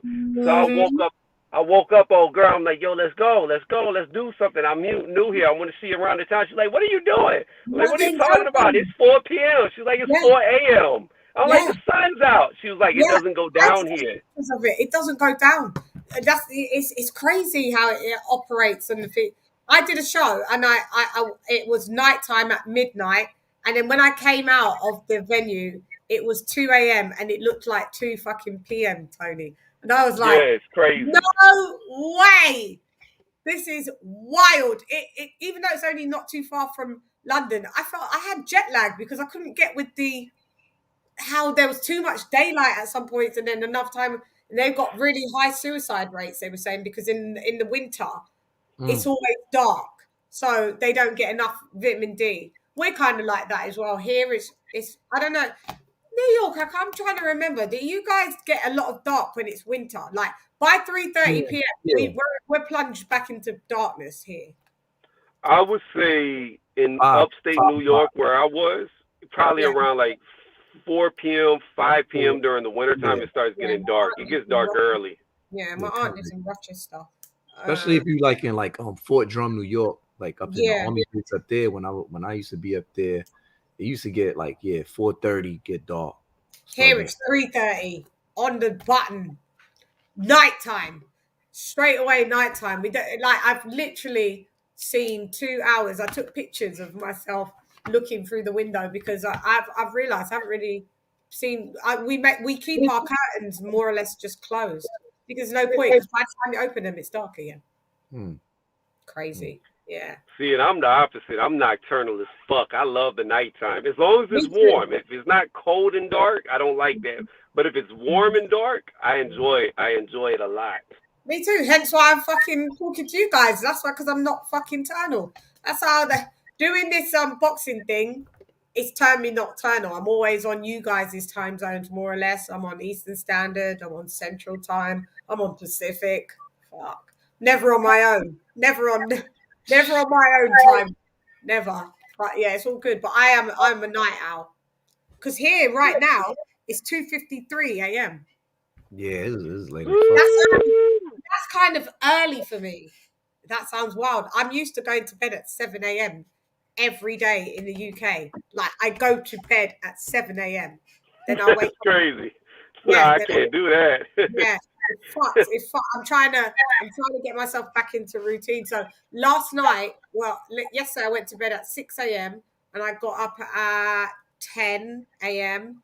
and I stayed up until 5 p.m. and then I had a nap until 9 p.m. and then I came and did my show at 11 p.m. Weird, isn't it? I know. So that's a bit more normal than me going to bed at 7 p.m. 7 a.m. and waking up I could wake up at 7 p.m. So yeah, it's just crazy. I need to rein it in. And then I had COVID, which was fucking shit. Yeah. How do you feel after having it? You better now? 100%? I'm better now. When I say 100%, what is ever 100%? When do you ever know at any time in life that you're 100%? You know? You get what I mean? Like right now, you can say, Tony, I've just come out the gym, actual facts here. I feel 100%, but really, are you 100? Why? You could be 90. You could be 85, and you've always been 85, never been 100. I'm gonna reveal this. I had COVID a couple weeks ago. You know, did you? I ain't shared this on social media at all. This is the first time he's sharing it. Share it. There's no shame in it. Yeah, and I'm fully vaccinated, and it was just 1 week. 1 week at work, I was just feeling like, I feel like mad tired. Like, what's going on? Like, I'm feeling wild tired. I'm talking about like, as soon as I get home, I was like, out.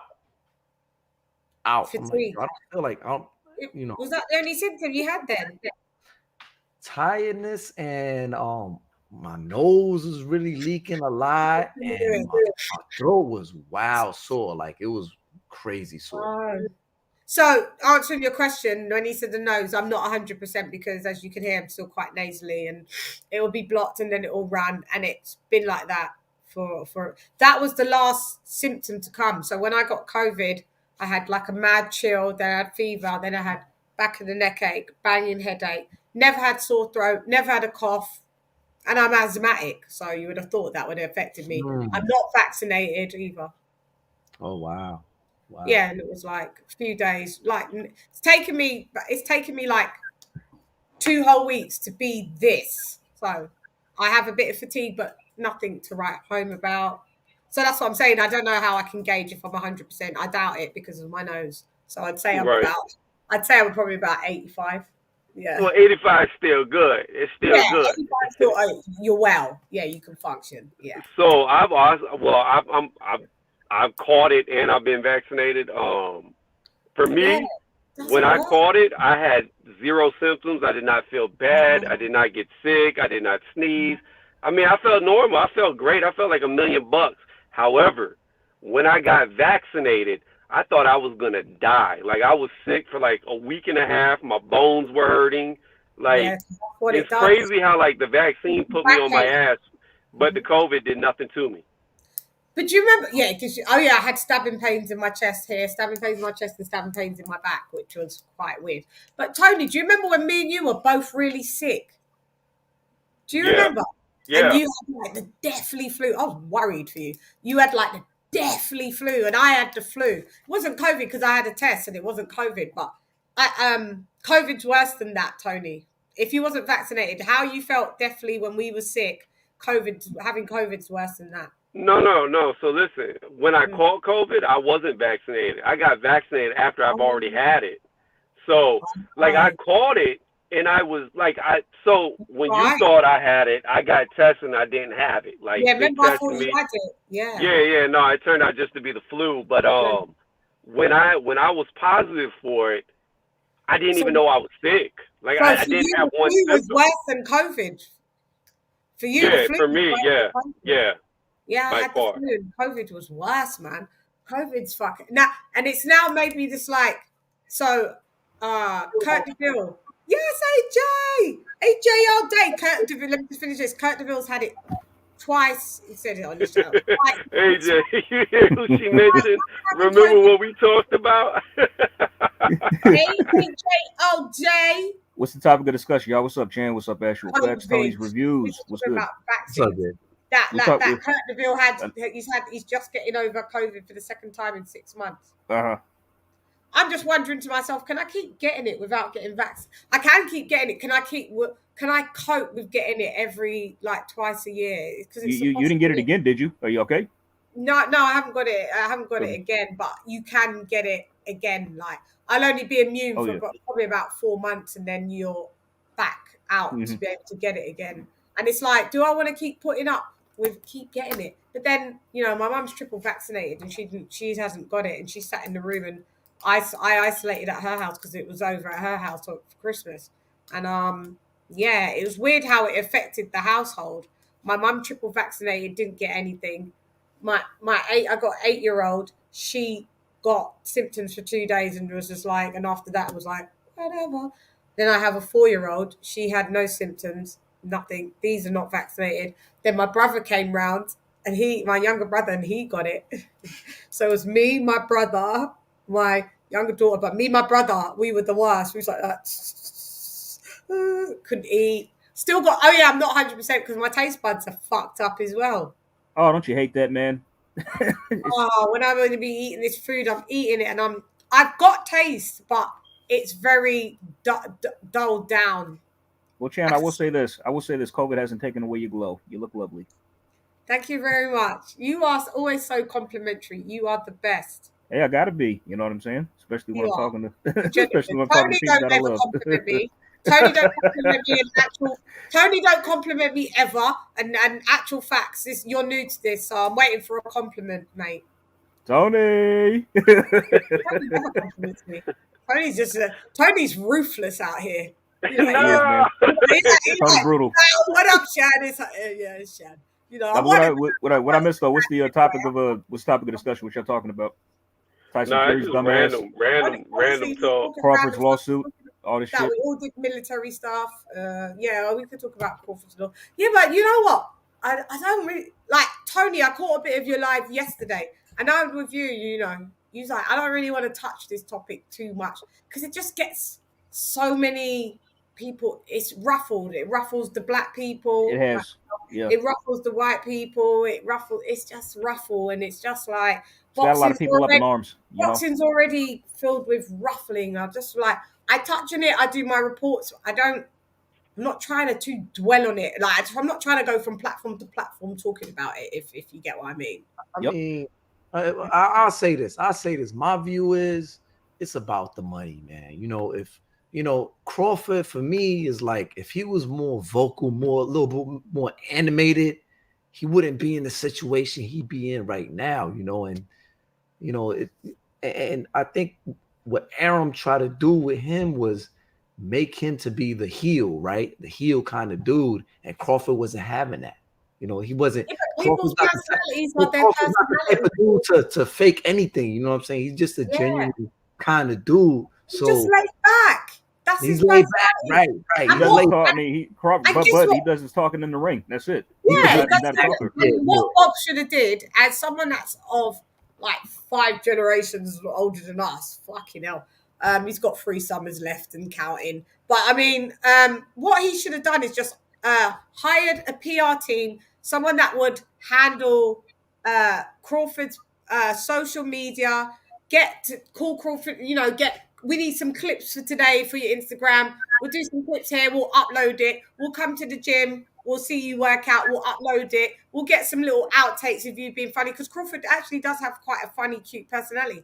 And that's what you've got to do. You've got, if that person, this is when you're an entertainer, you have a PR camp that will help to keep you in the public eye. I don't know, lady. I don't know, man. Let me tell you something. Yeah. Crawford could put a Dalmatian to sleep. If you don't know, a Dalmatian is the most hyper dog there is. And Crawford could put a Dalmatian to sleep talking like the dude. I'm sorry, he's a great fighter. He was always my number 1 pound for pound until he got inactive. Yeah. But he's just so fucking boring. Like that dude is so boring. Wait, Tony, hold up. Remember when he was looking for Errol in the sea? Wasn't that funny to you? That was. I mean, it's funny, Che. It's funny you say that because like I imagine you know a lot about Vermont because you're not the only one who hasn't said that. Like he should hire like a team or a publicist. Like I've heard others say that too because you were a recording artist. So you know how to promote yourself, obviously. Yeah. So and plus also like, and Crawford could be he is boring, but there are times where he could be funny. Like if he doesn't take a liking to a particular fighter, like i.e. a Spence or a Jose Benavidez, that part of him could come out that could really antagonize you. And it's funny because even back when he fought Jose Benavidez, he went down to his gym for the media workout. Oh, he was trolling his ass. He was funny as hell. he was. Yeah, I feel you on that, Jay. Like, Crawford definitely needs to be on some like that Dirty Dozens kind of like talk about your moms and all that. But be funny with it, like because he said something to Jose Benavidez where we talk about like look how he talked to Josh Taylor and his girlfriend. He was like, I'm going to beat him up I'm gonna beat his ass. His ass. So yeah, so he was talking about personality. Yeah, because he was talking. Speaking of that, real fast. Speaking of that, I was surprised how big Taylor looked next to Crawford. Taylor looked huge next to him. I didn't know Josh Taylor was that big. Yo, yeah. That's why he's going to 47. Taylor been killing himself to make 140 for a long time, for the past 4 years, man. Yo, I'm telling you, Josh Taylor got to be at least 170 pounds when he's not fighting. He's fucking big. Oh yeah, he's big. He's big. Yeah, y'all know who else? Y'all know who else looked big next to Bud as well that I saw? Prograis. Regis. He looked a comparable size to Bud too. Prograis when he was out in Dubai. Guys, they're all weight drained. Most of these boxers that we see, they're all weight drained for their own reasons. They go up, they're going to be too small in that weight category. If they stay down, they're the bigger guy. They're the big fish in a little pond, or there's more money in this division. It's just all about, it's all of those. Most of those 140s, Prograis, Taylor, like you say, they are all too big for the weight. They've been draining themselves for years. And then you see that in the 35s, and you see that even in what happened to Kid Galahad. You've been making, 122 or what was he? 20? What's Galahad? Kid Galahad. 126 featherweight. He's a featherweight. 126. Yeah. Like, he was 126. Like, you've got no right being that 126 and you're that tall and rangy. You're draining yourself. I think it's like because 150. Right. So what are you fighting at 126 for? That's what I'm saying. It's like, because like if these guys, guys like Prograis and Taylor. So sorry, didn't mean to cut you off, Chance. No, but just you got guys like Prograis and Taylor who are comparable size to Crawford. It's like no wonder they're so damn dominant and they're so good at their weight because they're fucking huge. They're huge people. Why aren't they fighting at like light middleweight or welterweight? They're just even middleweight even if they're walking around that big. You know what I mean? I wouldn't want to cut that much weight. But then they're too. But then some of them are too. It's weird because they're caught in between. Look at, I'll use this as an example. Anthony Yard. Yeah. He fights at light heavyweight. Oh, he'd be a cruiser. But he's a big lad when he's not in like he walks around as a cruiser, Shit. But could he fight in cruiserweight? He'd be small in cruiser. Yeah. I mean, it's like you. There's some people caught in between two weights that you walk around at that weight. But you couldn't fight at that weight because you'd be too small. But it's kind of like Danny Jacobs. Hold on. Hold on. My bad. Yeah, hold on. You say that, Lady Chan, but then you got to look. Who used to fight at their weight that they walked around? Mayweather. And he was extremely successful. Like, where he walked around is where he fought. He never had to cut weight. If he did, it was only like 1 or 2 pounds. Yeah. Mm-hmm. Yeah, but Mayweather's an anomaly. We can't ever use him for any examples because he's always the mass exception to the rule. Well, you say that, but I can tell you from being in, like, at least in America, I don't know how it is in the UK, right?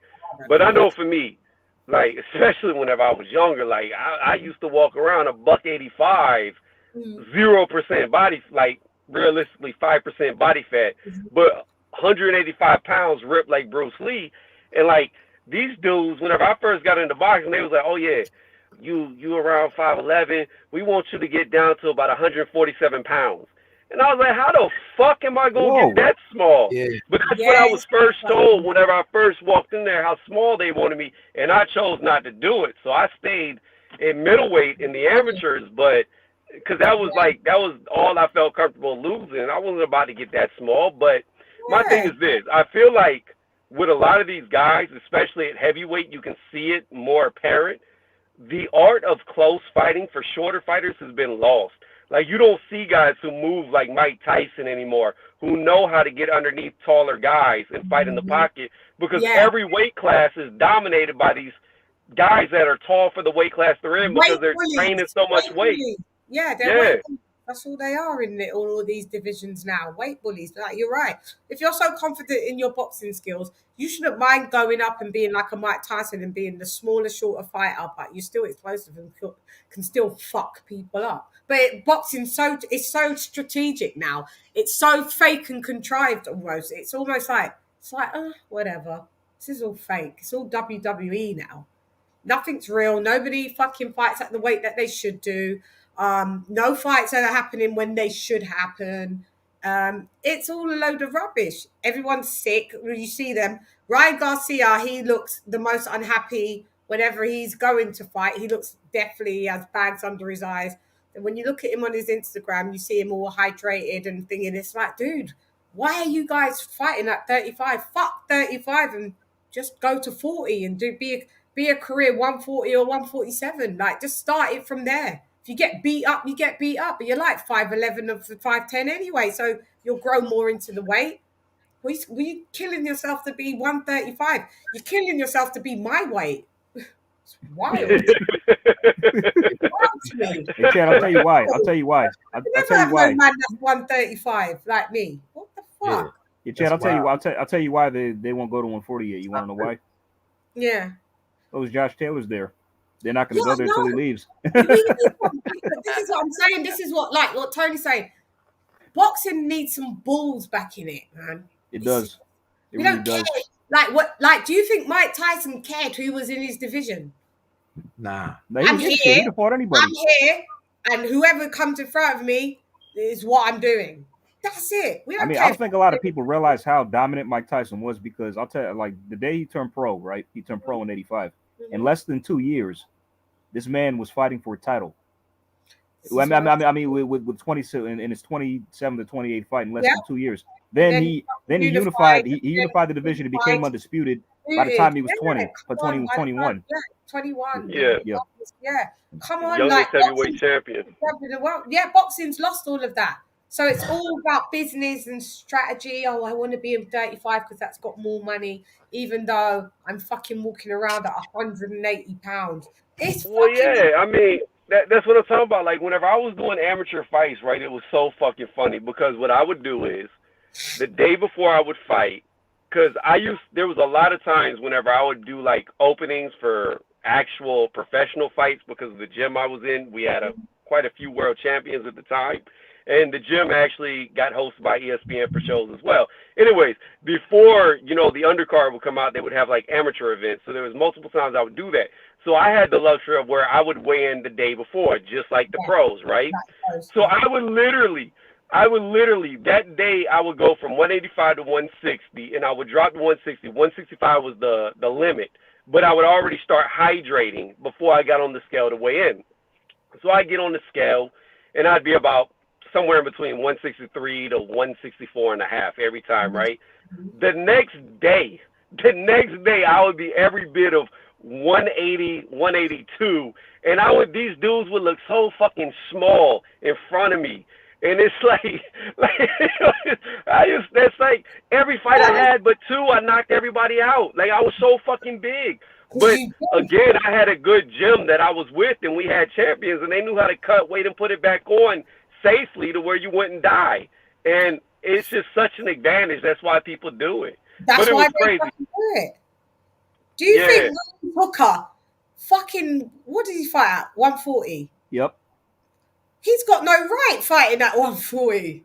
He's like 8 foot tall. Dude is a tall. He's kind of like his dimensions remind me of a Tommy Hearns, if I'm being honest. Yeah, that's how he kind of looks. That's how he looks. Yeah. Well, think about Fundora. Fundora fighting him. Yeah, why are they? I don't know. I don't know. You guys maybe answer me. I've never fought, so for me it's just and the women are doing it as well. Like, I see like them being fighting at minimum weight. Some of them are really small and they fight at minimum weight, but then some of them they fight from minimum and they can fight all the way up to like bantam and super bantam, which is still lower than me. But I mean, why do you? Why would you want to be that little if that's not naturally you? If I was a boxer, I'm fighting at. So you're telling me, Tony, if I was a boxer, I couldn't fight at 35? I mean, you could, but they would not want you to. Like I said, when I boxed, they wanted me to box is like 140 something pounds. Like, so what would that, and I wouldn't do it. I refused to do it. So they got me down to middleweight, which was 165 in the amateurs. But I refused to go any lower.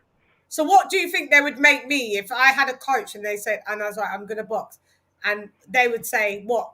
They would tell me to get down to like 115, 116, 115. No, if I fire, they probably have you down at like whatever.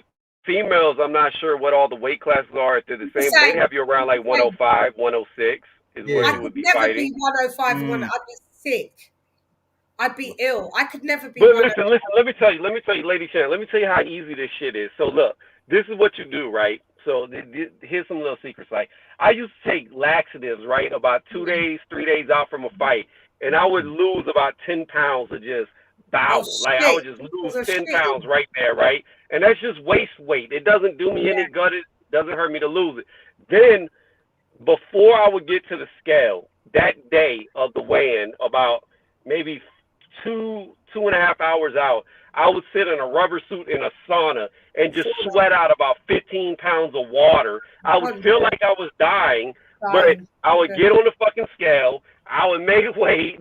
There goes 25 pounds off my body. And like I said, I'd be in between 160 to 164 and a half. I'd already start hydrating before I got on that scale, about 5 to 10 minutes out, put on a little bit of weight and just keep hydrating, eating. And just be like I said, all the weight that you lose is just fluid. It's not even real weight loss. Yeah, but just even me going, all right, I'm going to do all that so I can get to 105, get on the scale, look emaciated, and then fucking scoff all the food that I want to and come in at 140. That's what you would do. You would do that. And fuck some bitches up. I'm wondering what my weight would be if I turn pro. I'm curious. It's like. Because my weight has fluctuated myself over the years. What are you, AJ? Okay, so like back in high school, I was a runner. I ran cross country and track. So I was.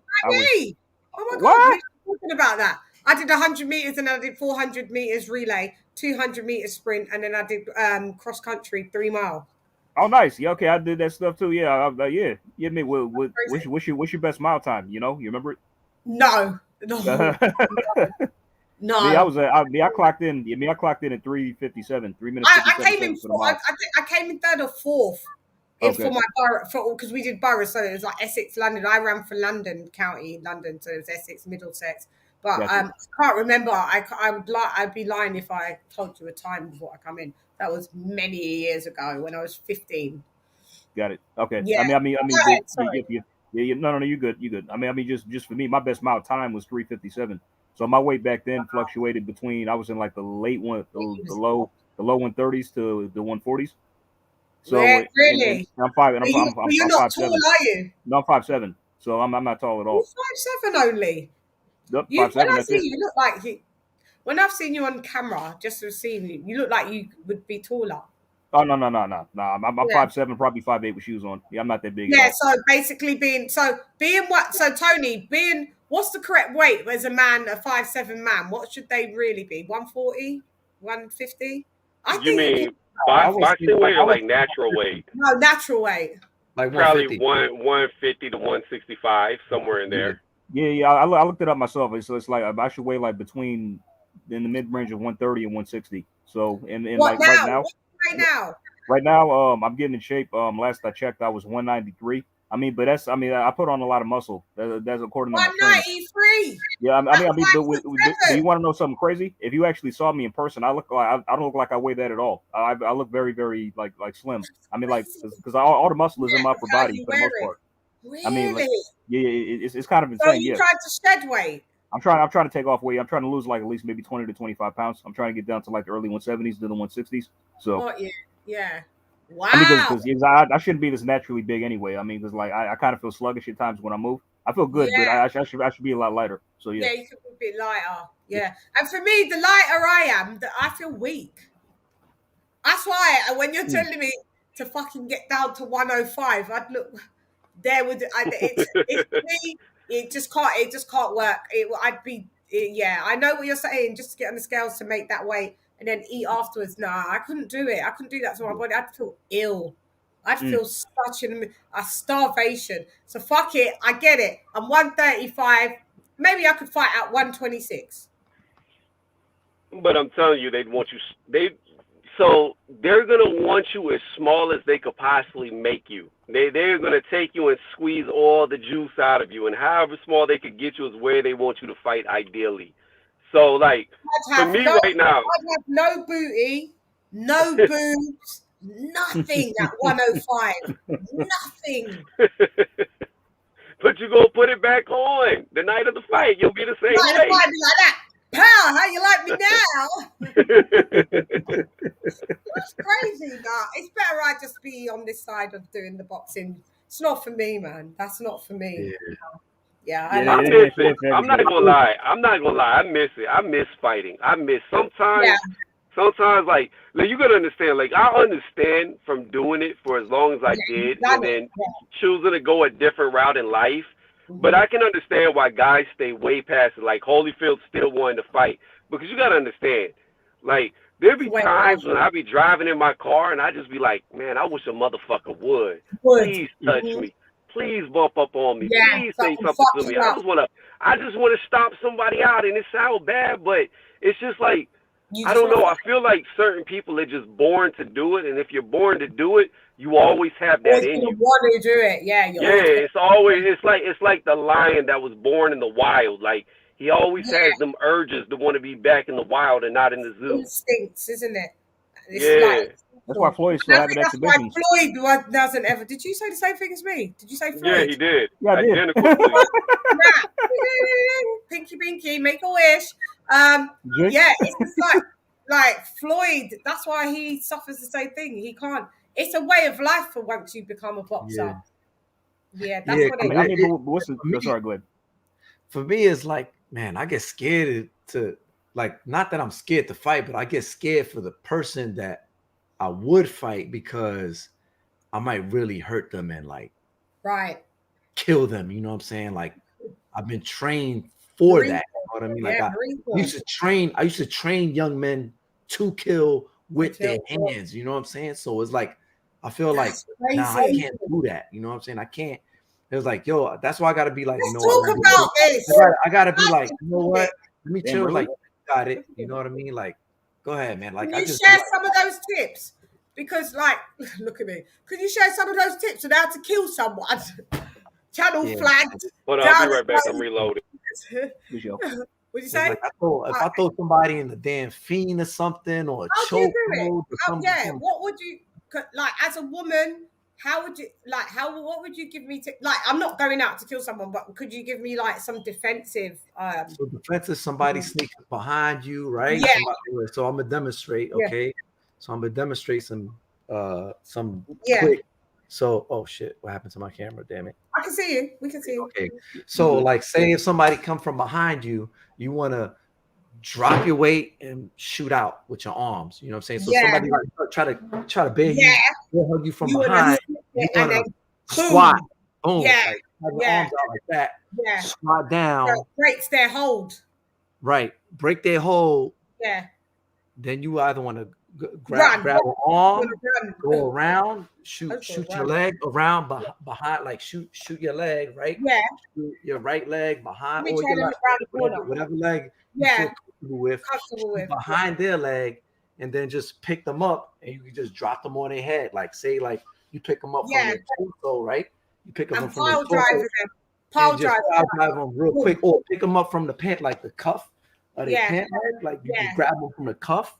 The pant leg, and you grab it from the cuff of the pant leg and have it under them, right? Like this. So have it like to where you grab their cuff, so they lose their footing. You lose their footing, so you have it like this.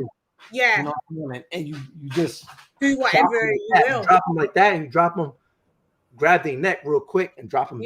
Neck, head first on the ground, to the back of their head. You could knock somebody out like that. Yeah, so they could be dead after you do that to them, right? Right, yeah.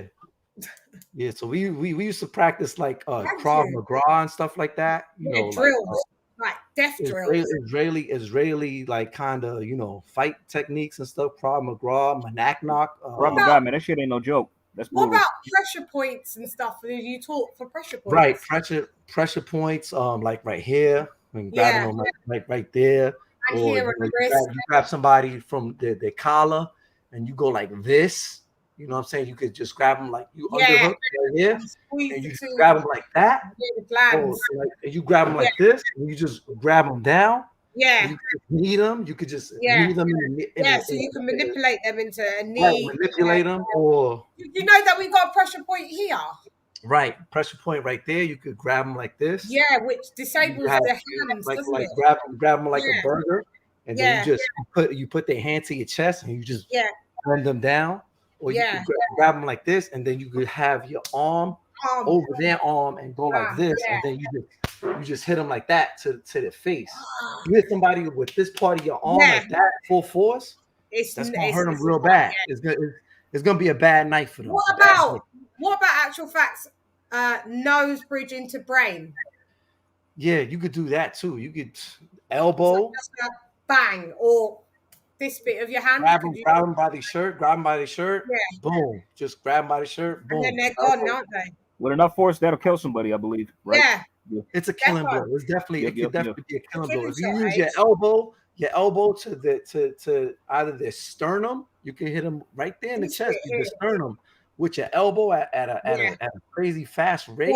You can stop somebody's heart like that. You punch somebody's heart hard enough in their heart with your fist. You can stop somebody's heart. You could affect the rhythm of their heart to the flatlines. Yeah. Wow. I used to do karate, but they used to teach us about certain pressure points. I used to do tiger karate. I did everything as a kid. Like, shouts out to my mum. She let me do everything. Bless her. But that's mad interesting, because I feel like out of the armed forces, that the Marine Corps is. I'm not saying that Army isn't and Air Force isn't, but Marine Corps is serious. Like we train with Royal Marines too. I trained with Royal Marines when I was at Royal Marines. Instructor at OCS, because I taught, I trained Marine Corps, regular men and women to be Marine Corps officers, right? Yeah. So when we had Royal Marines there as instructors as well, fitness instructors. Yeah. So I know a couple of those guys, and they used to teach us things like, wow, like, the Royal Marines Corps boot camp is pretty damn strenuous. Intense. We used to do night expos. We used to have to do night expos. Yeah.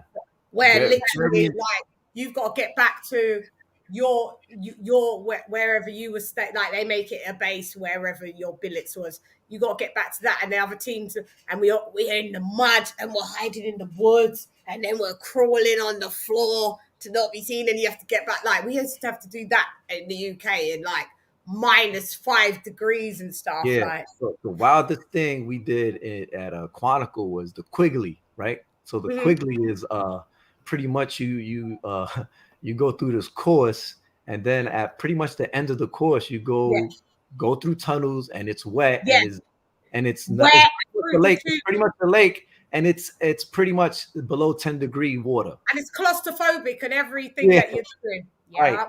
Right. We went through that, and my balls was up to my damn throat. Yeah. Yeah. It's a lot. It's funny. I could never do that as an adult, like at this age now. The things that I did when I was younger, I was so passionate, because I'm like, I'm definitely going into the Air Force. But I tell you what I did. I loved doing. You had to do shooting. Obviously, we had shooting ranges, and you had to get certain badges. You'd have to shoot like 3 bullets within a 2 pence, which would be maybe like bigger than a duck. Yeah, that's your squadron. Yeah, this is one of my platoons that we graduated. Yeah, you call it platoons. Yeah. Yeah, that's me right there in the middle of stuff. So right there. And you miss it. There's bits of it that I do miss. Do you miss bits? Yeah, I miss the camaraderie and stuff. But, the camaraderie. The camaraderie. But did you guys used to have we had, I know, because it's you're not RN. I don't know if you had the equivalent. We had flight books. So we had like our books to say what squadron. It was a blue book. So when I went to like Stuttgart in Germany or Frankfurt, where they've got another base, like they would sign the book to say that I'd been there and stuff like that. It was kind of like a log, just to say like, "Hi, I'm a member," you know, like, and they would sign it wherever what base you went on. I don't know if you guys had the equivalent of that. Yeah, Tony, don't y'all? We got something like that in the Navy. I forgot what it's called. This is equivalent to that. We have some. Yeah, some kind of like. It's a Foot Locker. We call it a Foot Locker. We as like in the Marine Corps, we have a Foot Locker. Blue book. This shade, my book was, and it was about that big. You'd open it, and it like the sergeant in charge, or the lieutenant in charge, or the corporal in charge, or for whoever, they would sign it and stuff, and be like, "Yeah, Shan was here." Like, yeah. But I did really enjoy. Did you guys do gun drills then? Did you do weapons drills?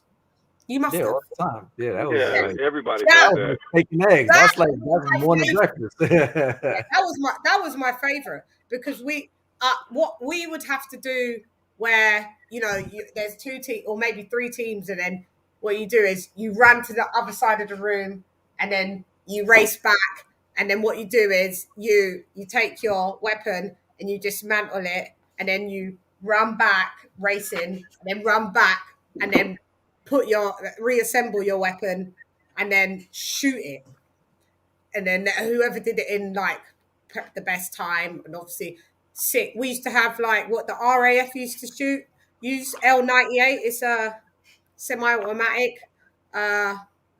They now called, I think it's now they may have, it's like similar to like a SA80 or something like that, but L98 used to be the ones that was in commission, and we used to use them, and then you'd have to flick I can't believe I did all of that, like knew how to disassemble automatic rifles, and then we'd have the 2.2s, which was just the like kind of the barrel, the long brown,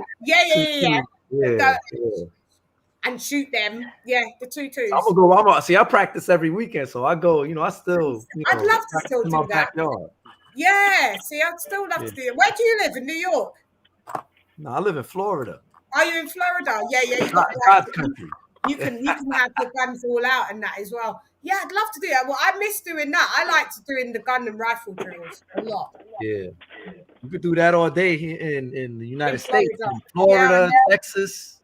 Yeah, can't do that here, mate. You'd be nicked. But I should come out to there and do some drills. Come do some drills with you, actual facts. That's why you need to have a summer home out here in the States. Yeah, I know. Most of my family, they all live in East Coast. They all live in Jersey and Staten Island and New York. And my aunt, she served in the U.S.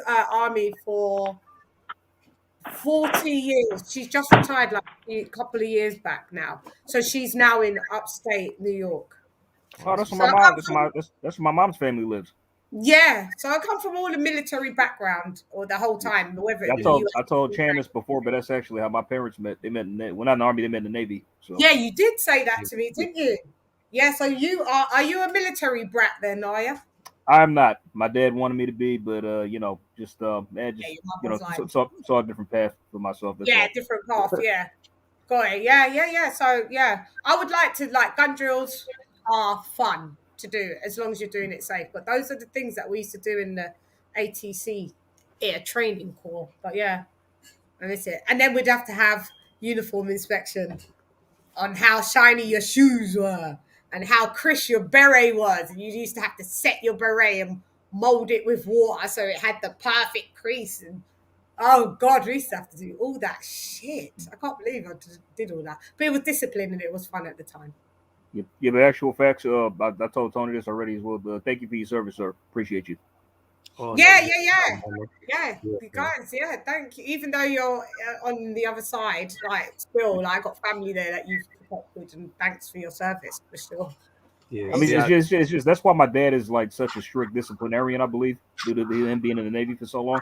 I don't know if he was like that before he was in the Navy, but he's always been very, very strict when he's been raising me. And I kind of it's kind of rubbed off me myself. Rubbed off on you. Once you're in the military, he still even exists to this day, even though he's in his 60s now. I'm in my 30s. It's he's still kind of I still feel his authority It's like I still feel like I'm not my own man.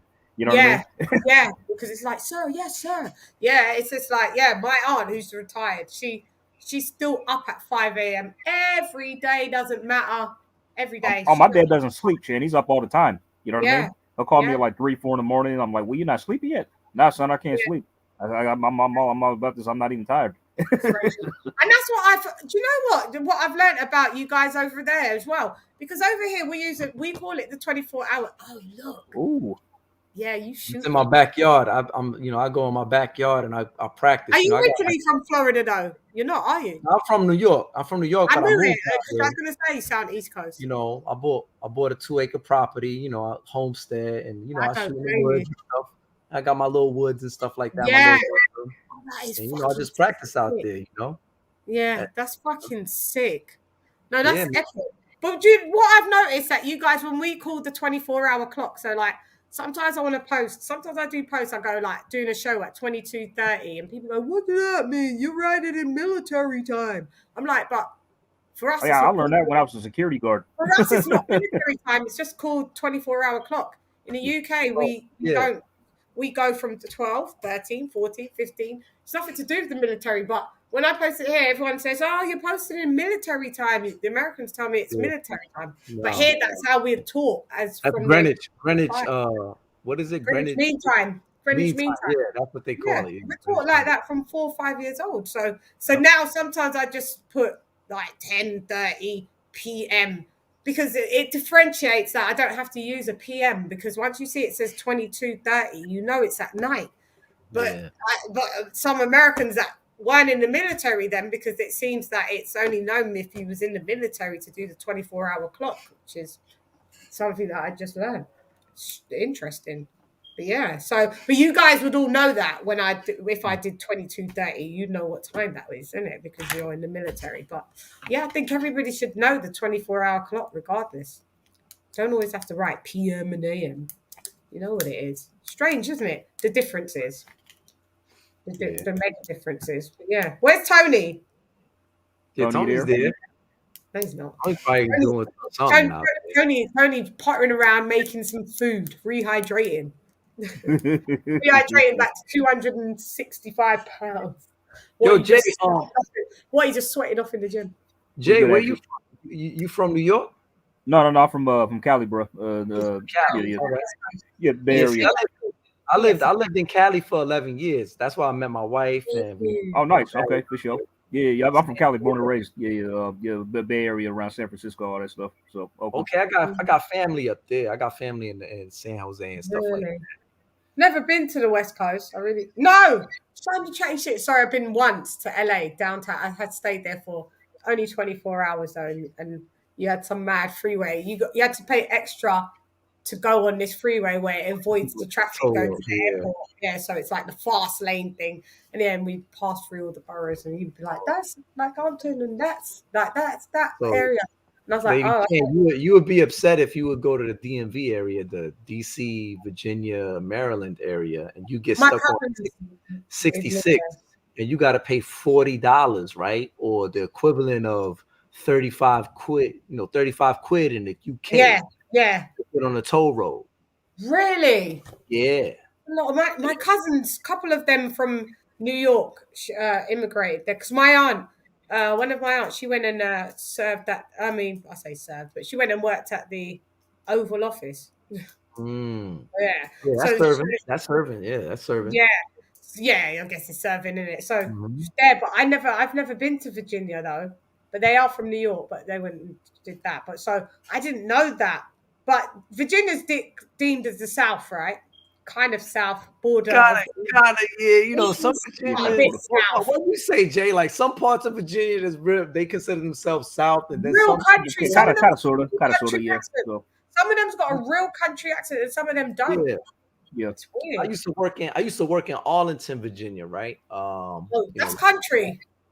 But see, people in Arlington, Virginia, and near DC, they don't consider themselves country. They consider themselves Northerners, for the most part. You know what I mean? They got that accent to where it's like a northern kind of Philadelphia kind of style accent. Oh, okay, it's a bit more mild. But just say, New Yorkers, any Like I grew up being in New York a lot, Staten Island specifically a lot. Anything that was that way was country. Country, yeah. You know what? Yo, this kind of reminds me of a military joke that I always found funny. Y'all want to hear it? It's pretty short. Yeah. Go ahead.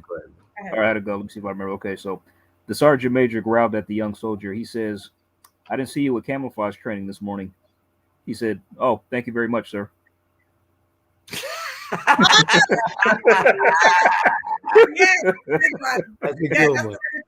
Yeah, I was being prepared for it to be a shit joke. That was a good one. No, I told Chad a joke before and she didn't laugh. What was it? Let me see if actual. Okay. Let me see if actual facts gets it. Okay, all right, actual facts. Okay, so what's Superman's weakness? Kryptonite. Okay, so why can't the black Superman fly? I don't know. He's cooking tonight. Oh, you know why?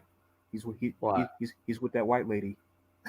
Yeah, see? I don't get it. Facts, you get it, right? What is it? Tell me so I can get it. What's the white lady symbolizing? Jed, I told you, it's like okay, the white woman is the black guy's kryptonite, and me being a black man, I know firsthand. Yeah, because you date white women, you were saying, and that's what you said. So that's kryptonite. That's why he ain't out saving the world. Yes, exactly. Yes. I never got it. When you said it, I was like that. There you go. That's it. Yeah. That's all. Now I get it. There you got to explain it. But yeah, I don't think I explained it like that before, but now you got to get it.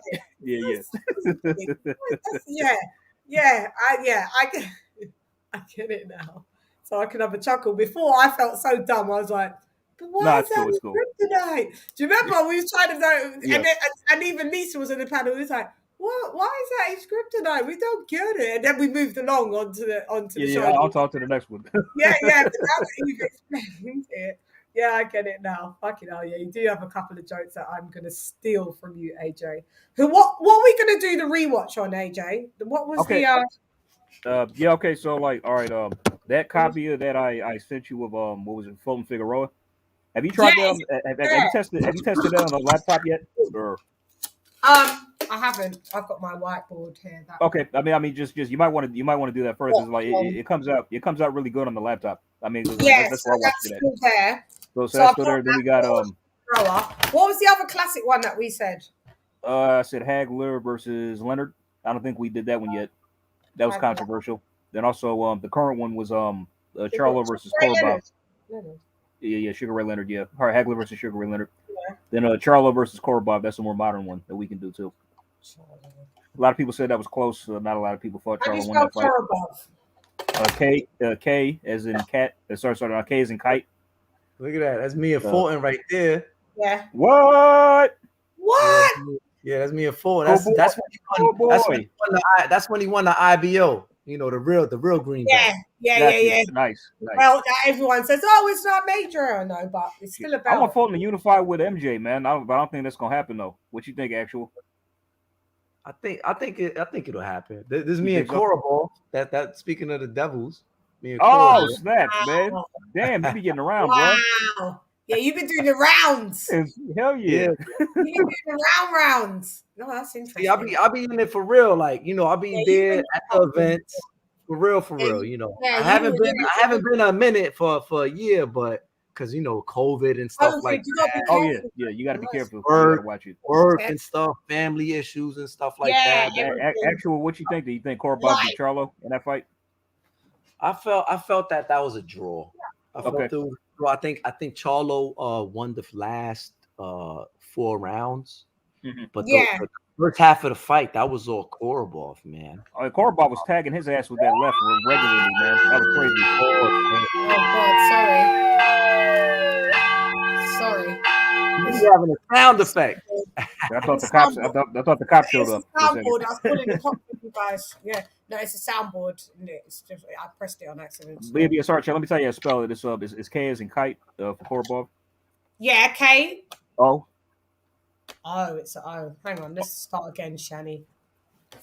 K O R R O O B B V B. V is in Victor for the last. Yes. Yeah. Mm-hmm. Yeah. Okay. So it's KORO OB OBO O then V. V is in Victor. Yeah. Yeah. Karamov. That's it. Cool. We've got that. Yeah, I guess we can decide which one we wanna do, guys. Like for the rewatch on Sunday. Yay! Yeah. What time y'all gonna do it? I do it usually at what time do I usually do my rewatches? I forgot. Around 2, I'd say. Maybe 1, 2 around that time. Your time. To my time, yeah. So yeah. To your time. I do it. Yeah, I either do it let me do it. Because what are you on? Are you on Central Time, actual facts? Or are you on Eastern Florida? He's 3 hours ahead of me. So yeah. So I either do it at 5 p.m. either between 4 or 5 p.m. your time. Okay. Yeah. So you come and then we all play the fight on our devices, whatever, and then we call it, we talk about it, and then we also score it round by round too as well. Score it round by round to see if you've watched the fight before, your opinion may have changed now that you've point scored it, and you're like, oh my god, I always thought XY, let me on Tony's behalf, XYZ, because he doesn't like the word Z. He doesn't like us pronouncing Z. He doesn't like Z. Yeah, he don't like Z. So like you might be like, oh, XYZ. I thought he won that the first time when I watched that, but now point scoring it, you may see a different outcome. So I do that. I do classic fights, really old school ones, and I do up to date ones. Like I try to alternate them, and it's quite fun doing so. Yeah. So if you want, come and join me on Sunday. Actual facts, you're gonna have to subscribe. Yeah, actually, you got to subscribe. You got to subscribe. Yeah, I've been subscribed. The thing is, you got a channel? You got a channel, actual, or? Yeah, I got a channel. Yeah. You got a channel as well. So you do boxing content yourself, right? Yeah. I got Okay, well that's kind of wishy-washy, but yeah, I was sub to it. What's it called? Just look me up at Actual Facts. Actual Facts. Okay, under that name, that cool. I always put boxing after people's things in it. But yeah, it's always good to have one of these guys. The whiteboard is. Yeah. Matter of fact, actually, let me ask you something. Who do you think won the Fulton Figueroa fight? Yeah. What's your take on Fulton Figueroa? Who do you think won that fight? Because everybody's saying it's a robbery. It was close. Who do you think won? I pointed him. Okay, that's what I think too. I mean, I felt Fulton landed the cleaner, more effective shots, and all Figueroa did was just charge forward and throw. He landed some shots, but Fulton landed a lot more punches than he did, and he landed the cleaner blows. And Figueroa was throwing a lot of dirty rabbit punches, and he threw a lot of low blows too. Yeah, what I mean. But for me, it was clear Fulton. It was close at times, but Fulton clearly won it for me. That's what I thought. Yeah, I mean, just because you hurt somebody a couple rounds in a fight don't mean that you won the fight. Yeah, you hurt them. Yeah, so what? But did you outland them? Did you score the cleanest shots? No, you was getting hit. Effective shot. He was countering. He was blind. He was, he fought toe to toe. I mean, he didn't fight his usual fight, but Fulton did a good job of still countering. And that is a good. What you Fulton, said is a good. For me, I was mad with Fulton because he could have easily did the Floyd thing and just cruised to a victory with counter shots all day and avoided that. But he wanted to put on the show. And my thing is like, come on, dog, Steve, stop. Don't do that. Stephen, listen, you need to just do your thing. Go with your attributes, which is quick feet and, your shoulder roll, your shell. Utilize that and just get it, just point. I think Brandon's pressure was throwing him off his game a bit because during the whole point, I don't think he really hurt Brandon. He did land, but I don't think he really hurt Brandon much to bother him with anything. So I don't think he really got Brandon's respect. Maybe he did, but he really did. Sorry, go ahead. So was there a robbery? It was throwing for me, Jay. It was throwing him off because Fulton was trying to go head up with him, and he's and Figueroa's the bigger guy. You know what I mean? Like, Fulton knows full on and well. You don't ever go head up with the bigger, stronger guy. Naturally, bigger, stronger man. You sit back, let him make his mistakes, and then you tag him a bit, and then move the fuck away. Stick and move. Of course not. Yeah. Then they would have said, "Oh, he did the boring thing, and he would have fought like Floyd, or Laura." and it would have been boring. So he wanted to add excitement to it and add intrigue to the fight. So that's what he did. He went head up with him, and he take some unnecessary punishment? I felt yes, he did. I mean, because I felt the same thing as like he's obviously countering this dude with ease and missing the shot. I mean, he could easily outbox this guy. That's what I thought. So like, why did he trade? There you go. With ease, he was countering with ease. He could have just sat back and countered him with ease the whole. But no, he chose to go and step into the wheelhouse in the phone booth and let Figueroa get off on the shots. And that's what his mistake was. That's where he was getting caught, and that's where he was getting hurt. You don't do that. You don't do that. His Figueroa, I mean, he's got no defense. The guy's got no defense at all. It's really easy to hit that guy. His head is his defense. His head, exactly. like his face is his defense. That's what his face. Yeah. Like his brother. He's exactly like. We should just watch that one then. Hey, you call, Chan. Nah, I'm good with either one. So you want to flip a coin or just play? You know what? Do this. Play any mini mighty. Write them all down. Play any mini mighty mo. Then whatever you select wins. Yeah, we'll watch all of those suggestions in the series anyway because they're all good. Yes. So we'll start off with Fulton Figueroa. Fulton Figueroa. Yeah. If that link is still up that I sent, if it's still up, I'll check. And then after that, the default. If it's not up, then we'll just go to Charlo Korobov after that as a backup. Charlo Korobov as a backup for the most like a more recent fight. Yeah. Just in case. Yeah. Coolio and the motherfucking gang. Oh, where did Tony? Oh, maybe he had to recharge his. He sometimes has to recharge his battery or sometimes. Yeah, that guy got blocked because he keeps fucking spamming. Stupid idiot coming with these. Somebody said actual Jesus. Why they said because we still hanging out. No, he's actual Jesus because I got long hair. You look like Jesus. I'm so late with the jokes. I'm so late with the jokes. Instead of actual facts, you're actual Jesus. You know what? It's a shame about. It's a real shame about Matt Korobov. You know why? Because like he just keeps having bad luck. He's been injured in like his last two fights where he was having success. Because I remember I didn't see the Eubank fight. It only went 2 rounds, but he fought Eubank Jr. in like late 2019, and he was giving Eubank. I heard he was giving Eubank issues in the first round, but then he injured his shoulder and had to pull out. And Eubank won it by default. Then he fights Ronald Ellis, gets injured in that fight as well. So I think he might have to call it a career due to injuries because he just keeps getting messed up. But did you know? Do you know he beat Usyk in the amateurs? Korobov did. Yeah. He beat Usyk in the amateurs.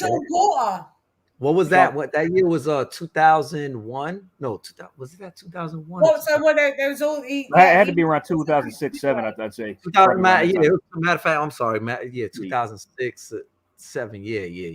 So he was an amateur middleweight as well, because Korobov. Matter of fact, Sean Porter, he beat a lot of good fighters, and he beat a lot of people in the Amis. He beat Daniel Jacobs, Demetrius Andrade, Usyk, like those guys. Like so he was a good amateur. I believe. When he fought Korobov and Usyk fought at 155, right? That was a middleweight. They fought at middleweight. They fought at middleweight. Usyk was middleweight, and then he went to then he went up, like cruiser. But then I was quite shocked that Ugas had beaten Sean Porter. I mean, me too. Crawford. Yeah, me too. Yeah, that wouldn't happen now though. That wouldn't happen now. Yeah, I think Crawford knocks out all the PBC welters. I'm sorry. I think he does a job in all of them. He stops them all. Lisa needs a link. I told Lisa we hanging out. Is there a link here on the it's up in the chat. Still on here? Is it? Yeah, still on here. Lisa, it should be. Are you guys sure that it's still on here? Yeah, it should be. Yeah, because I came in at my conversation still. I don't know. Tony! It might have dropped off. Let me see. Oh no, it's still there. It should be there. Yeah, but I pulled it up. It should be there. Yeah? Lisa. Still in the chat. Right. Tony, let Lisa on, but maybe Tony. Yeah, Tony dropped that. Yeah, Tony probably needs to come back on for that. Yeah. When he gets back on, he can load you up. Yeah. What else was Is Amir's anybody else tired of Tyson Fury and just wants him to get knocked out? Can't you see my reports? I've been tired of that too. Good God. He makes me have I lose the will to live with this guy every day that he exists. He makes you ashamed to be a Brit, doesn't he? He's It's so embarrassing. That's why I was like, who doesn't represent, like UK? And then I said, oh, actually, blue. Maybe he does represent a certain demographic, but he's country. He's country. I'm from London. Praying to the boxing gods we get the White fight so White could just do a job on this guy. Yeah, Whites of London are like us. He's a country dude, man. Just chat shit. Chat shit. They're not from this metropolis life. They're from this life where they can look larger than life up in the country and, oh, I'm the Gypsy King, you bum dosser. Like, I mean, it's just so repetitive with this guy. He could never come to London and be like that. Like in London, everyone would be like, yo, shut the fuck up. Like that is like some country ass shit for us. We're like, we don't even use the word dosser. I mean, the guy's so repetitive. Yeah, thank you, Actual Facts. That needs to be put up. Yeah, Batman with his dumb ass. Yeah, when he came. Yeah, that shit was funny. I'm not gonna lie, but it's just so repetitive with this dude. You know what? There's bits of him that's funny of Tyson Fury that I find fanciful, but all in all, he's had a strategically choreographed career. Yes, I mean he's done nothing since his comeback except fight Wilder 3 times. That's it. Wilder 3 times, and you fought Klitschko, and that's under question now because you was juiced up, possibly. Anyway, and he picked up his opponent and almost. Yeah. That's not my cup of tea. He's just not my guy. Nah, he's just not my guy. He just he ducks fights consistently and pretends that he's fought the toughest opponents, and he never has. Ever. And then his fanboy, like you can be a fan of Thingy, but of any fighter, but when you're a fanboy, and he's got the biggest fanboy base, man, and it's just so tedious. They're just such idiots. The fanboys, not the normal supporters, the fanboys of him. I couldn't do that, man. I just couldn't just blindly follow a fighter and just ignore defy all logic. I mean, like, with Terrence Crawford, I got love for Bud, but I'm not really feeling this lawsuit, if I'm being honest. I mean, like he can do whatever he wants, but I don't think it's going to go anywhere. Like, I don't think there's no merit to the case, But what we've seen is, because I think they're trying to sensationalize a small portion of what the case is with the racial. It gets clicks. He's absolutely suing not for like racial bias on its own. He's suing for mainly it's breach of contract. Right. I mean, but what was the breach? He's going to have to prove that because, so that's the thing. Yeah. Well, you have to think that sometimes lawyers, we call them solicitors here. Mm-hmm. We do call them lawyers, but we call them solicitors. Well, don't take your case unless they really think that you've got a case. So they must have something. I'm not saying that they're going to go out and win, but maybe, and the fact that he's put it that he wants it to go to a jury. Mm-hmm. He is quite reassuring in that regards because you're back. Lomo Cristo face. Yeah. Jesus is in the building. Yeah, Bob Arum is Bob Arum loves me as a Jew. I accept Bob Arum and Crawford. He was so boring, and I am so much more better than him as a boxer. And Bob Arum promoted me better. Yes. Lomachenko. Yes. Lomachenko, Christoface. My shoulder is. My shoulder is holy. My sweat is holy water. But Janet closing it's just that I'm not really invested in just the whole lawsuit thing. I mean, I'll just see how it plays out. I stand with him. No, I support him. No, of course, I'm still going to support, but going forward myself. I hope if he's got a case, which is some bits is going to be mad hard to prove, but if he manages to win parts of his lawsuit and not all of them, that's cool. It's whatever it. Because at this point, all we've been doused in for the last 2 years in boxing is mediations, arbitrations, and lawsuits, more than fights. Yeah, pretty much. That's how we got the Wilder 3 fight. We've all turned into lawyers overnight because we've had to, because we're stuck in the mediation and arbitration with these mofos. It's like, dude, we're just fight fans. We just want to see you fight so we can go on panels and talk about it. Fuck. Thank you, man. Isn't that too much? Is that too much to ask for? Clearly, it is. Clear. Who's that now? Actual Facts now. Actual Ginger. Actual Redhead. Who that is? Yeah, who is that? I don't know. I'm just eating this sour apple because Boxing's made me sour.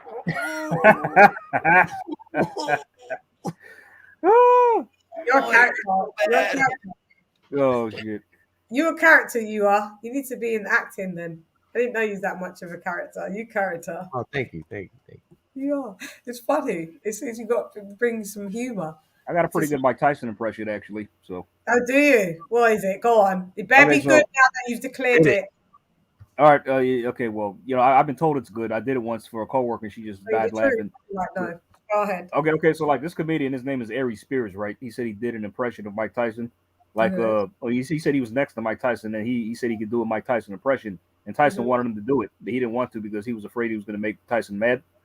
Then he goes, "Oh, it's okay. I won't." He's like, "It's okay. I won't get mad." So I did the impression. Here it goes. He said that, like, so after he did the impression, Tyson said, "It's funny if you did that 2 to 3 years ago. I was going to chase you down the street and punch you in the spleens, but I'm at a very special place right now in my heart. So don't worry about it. It's okay."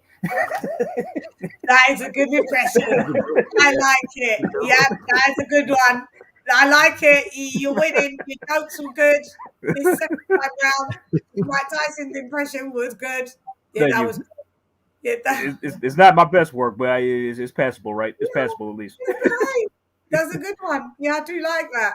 Fucking hell, AJ. Yeah, that one was a good one. I like impersonations. Kurt's really from Cow Punch. He's really good at impersonations. He does a really good Floyd one, actually. He does. Money mate. Yeah. I'm the best. He's a hell of a fighter. He's a hell of a fighter. I like to thank God. All praises to God. Al Heyman. Al Heyman. Yeah, he's a hell of a fighter, but obviously I'm the best. TBE baby. Tech is a hell of a fighter. He doesn't have to fight all people outside his stable. We make money and we keep it in-house, baby. And it's like, that's good, Chad. That's good. Let me tell you something, bro. Tank needs to fight my son. You understand? You sound like him. You sound just like him, bro. Oh, that's Tank, hilarious. Evan Haney, they all scared of my son. You understand what I'm saying? Come on, bro. Lomachenko. Yeah. He wants a rematch all of a sudden, but he had the audacity for no rematch. He didn't want a rematch clause. Fuck him. Okay. And then Kambosos is scared of Devin Haney. My son will fight Haney and Kambosos on the same night and beat them both. Word is born. You sound like him. Bro, dude, you dead on. You dead ass, bro. That was dead ass on. That was on. Oh my God. We should do I wish this was my live stream because I would take a clip of that and fucking repost it. Next time, if you actually, you got to come to Lady Chance channel and do that, bro. You got to. Because I need to absolutely fucking post. That sounded like that was the dad. No cap. It really does. I mean, no, it really did. Seriously, that's just cringe damn near. You know how you pronounce how he says Lomachenko. Yeah. Lomachenko, Kambosos. Yeah, this guy, I mean, did y'all see his latest interview with Lisa's Punch? backstage, and I don't know. I'm gonna email Tony and say, Tony, where'd he go? Maybe he went to bed. I don't know. Punch Smollett. Here, punch this guy. This guy keeps. That's what you told me in life. Oise, baby. I'm here with Lopez Senior, my friend, and we. I know who you are. Actually. Hang on, was you on Black and Browns? I was on Black and Brown, and he said that my car accident was a fake, and there was another fake. I got in a car accident, and it was a COVID and car accident. I'm being trolled by the character that you made up, and I was like to Lisa, you see that fucking guy that's on Black and Browns? He's fucking gone and trolled me. There's this guy called Punch Smollett. Everywhere I go, I have to block him because he's saying some fucked up shit. It comes in my comments. Says, if you got an OnlyFans and this, and then he gets derogatory everywhere I go. I don't know that guy. Matter of fact, you remember the fanboy killer? Not the same guy. This is a troll. I was like, I'm gonna get that guy that was, and I said even in my comments, I said, fuck off back to Black and Brown. This is a boxing channel. And then I was like, Lisa, it's that guy from Black and Browns, and Lisa was like, no, it's not, but. You are the guy from Black and Brown, but you're not the one that's trolling me, are you? No. That guy. You remember that guy, the lady killer? it's funny because that guy actually got mad at me because I started doing an impersonation of who got mad at you? The Punch Millette dude that it be in the chat, Yeah. but he never be up on the live. So I'm like, no, he never comes. And then he tried to say that I'm not funny. I'm like, so if you think I'm not funny, then why don't you be funny and come up here on the live? Yeah, there you are. Hey guys. Hey, can y'all hear me? Yeah, we can hear you loud and clear. Okay. Yeah, Unfortunately, I gotta use the. Yeah. Oh, I knew that. I knew because I know it. Because I know Actual Facts. Yeah, that's my guy. Actual, my guy. Actual, I was coming to get you. Yeah. I thought it was you. I was like, I am gonna get that fucking dude. Because, like, I've just got this guy called Punch Millette trolling me everywhere I fucking go. Yeah, well, you got a lot of trolls in the community. They've been here. They've been here since I got here, man. But I wasn't even on that show. It was like, why did you just decide? Like, I watched that show, Black and Brown. I was watching it. And I was laughing at the impressions that you was doing because I thought they were fucking epic, Actual. Yeah. And then literally the next day afterwards, I just got this guy called Punch Millette following me, and I thought, why would he do that to me? I wasn't even on the show. Wasn't on the show and ruffled any feathers. I thought it was you. I'm like, I'm gonna get him. And Lisa was like, no, it's not him. It's not the same dude. It's someone that's done the troll account. Yeah. Actual Facts is UGC. Yeah, they're my UGC. guys. Yeah. Yeah. Tony, that's family. That's family. So yeah. Tony, you took a nap or something. Stop lying about your phone died. No. Tony went and got something to eat. No. My phone died. No, he didn't. Died, so I jumped in the shower.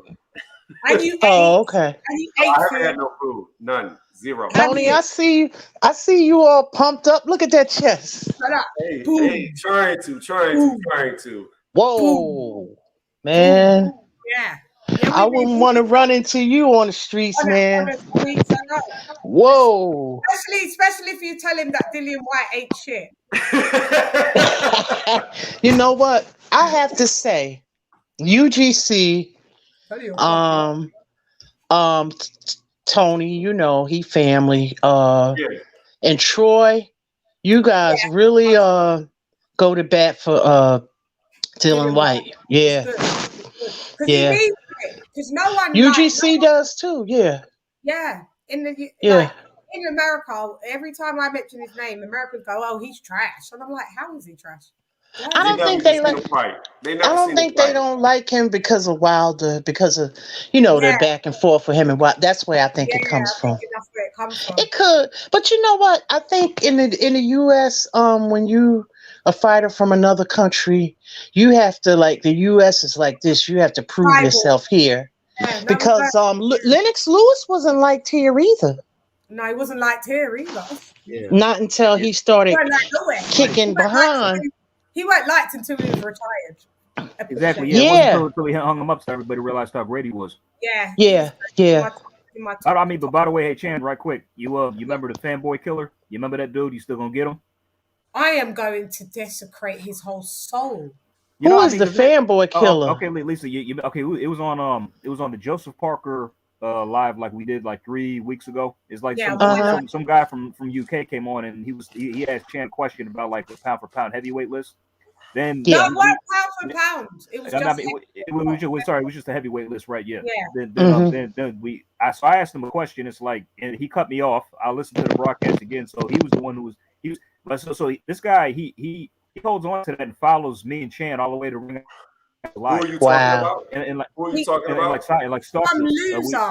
He came on my show, like on my panel. I'd never known him. He came on my panel, and I was like, "Oh, welcome." He's called Fanboy Killer. I was like, "Oh, welcome," and he went, "Yeah, I've got a question for Lady Shan, yeah." Another British boy. Like, got a question for Lady Shan, yeah, and I was like, "Okay, what is it?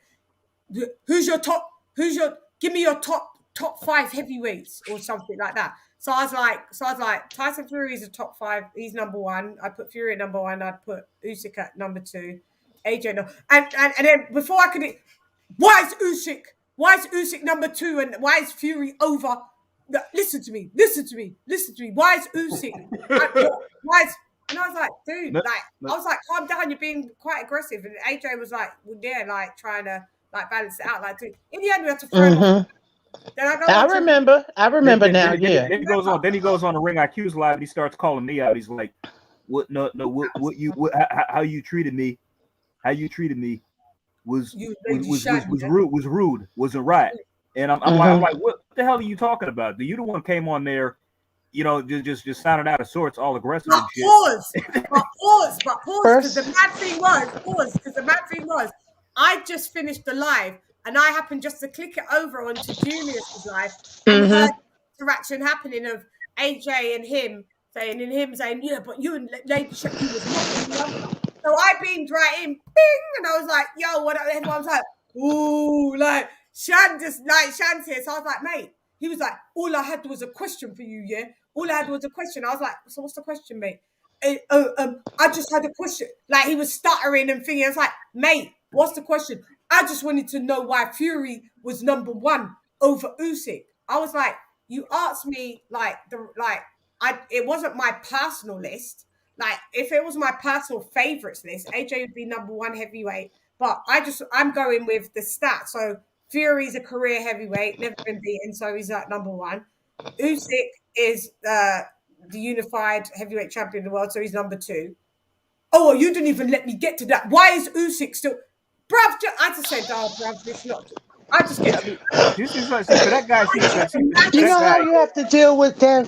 You know how you have to deal with people like that? Bro, it's none of, first of all, you don't owe him no explanation. None. Who you have at number 1, 2, or 3. These people taking this stuff too, like, serious. It ain't that deep. I mean, you don't pay my bills. You don't pay my bills. You don't pay my electric, buy clothes for me, or none of that. Pay my mortgage, rent, or whatever. I don't owe you no damn explanations. I mean, for that guy to hang on to that for that long and follow us, you know, to a live 3 weeks later, that just proves that this dude is clearly, you know. So all he was mad about was Usyk. That's it. He was mad with it's crazy that I put Usyk at number 2 in title. And this was a live nearly 4 weeks ago. So this guy was going to sleep with full contempt and hatred for me. And I happened to, and he bumped into AJ with a different name on Ring IQ. He was now fanboy. He was calling himself the Royal One. Now the he's Royal called One. Royal on that other channel. And it was just like, bro, you held this in for 4 weeks. You are a serial killer. That's what I said. I mean, like I tried to take the high road and apologize to the guy if I offended him because, like, I went back to the broadcast. He was like, apologies if I offended you, but then all I called him at the end of like the broadcast was a fucking weirdo, which he was because, like, he is. So he is. Say he was wrong, and he was being rude to me. I sent the clip. I found the clip without research, and I sent it to Julius. And Julius was like, "Wow, this is the same guy." Like, wow.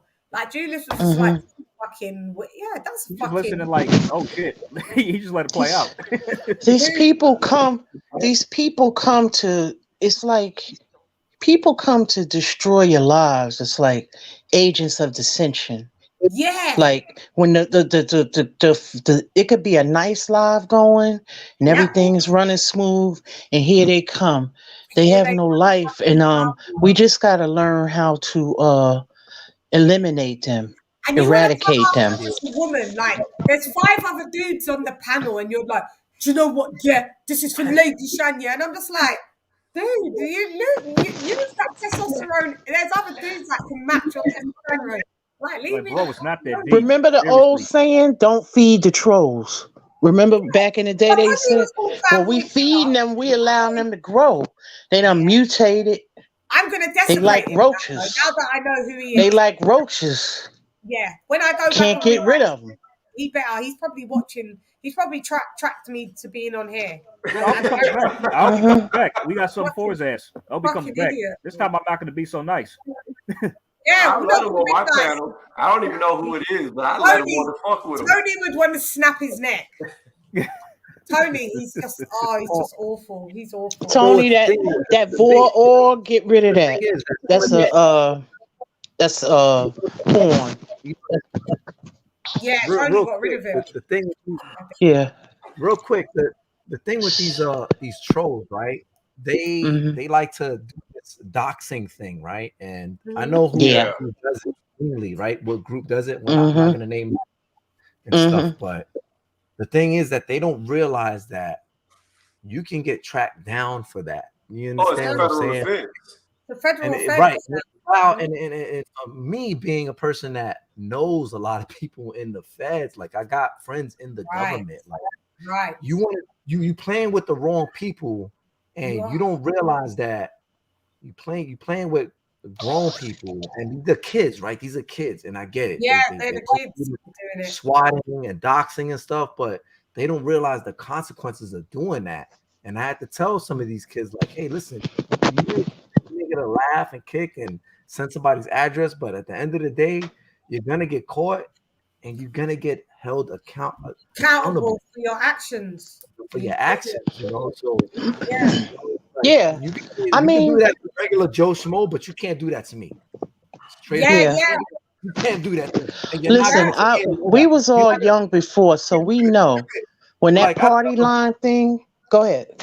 I tell them, like, look, you can send out my address all you want, because ain't nobody gonna come down my private road down here. Not either. Bullshit. I'm saying, because I promise you, it's gonna be a bad day. It's gonna be a bad day for you with the .22 in your face, the squeezy, the double barrel shotty, whichever one that you want to choose. I'm sure he's got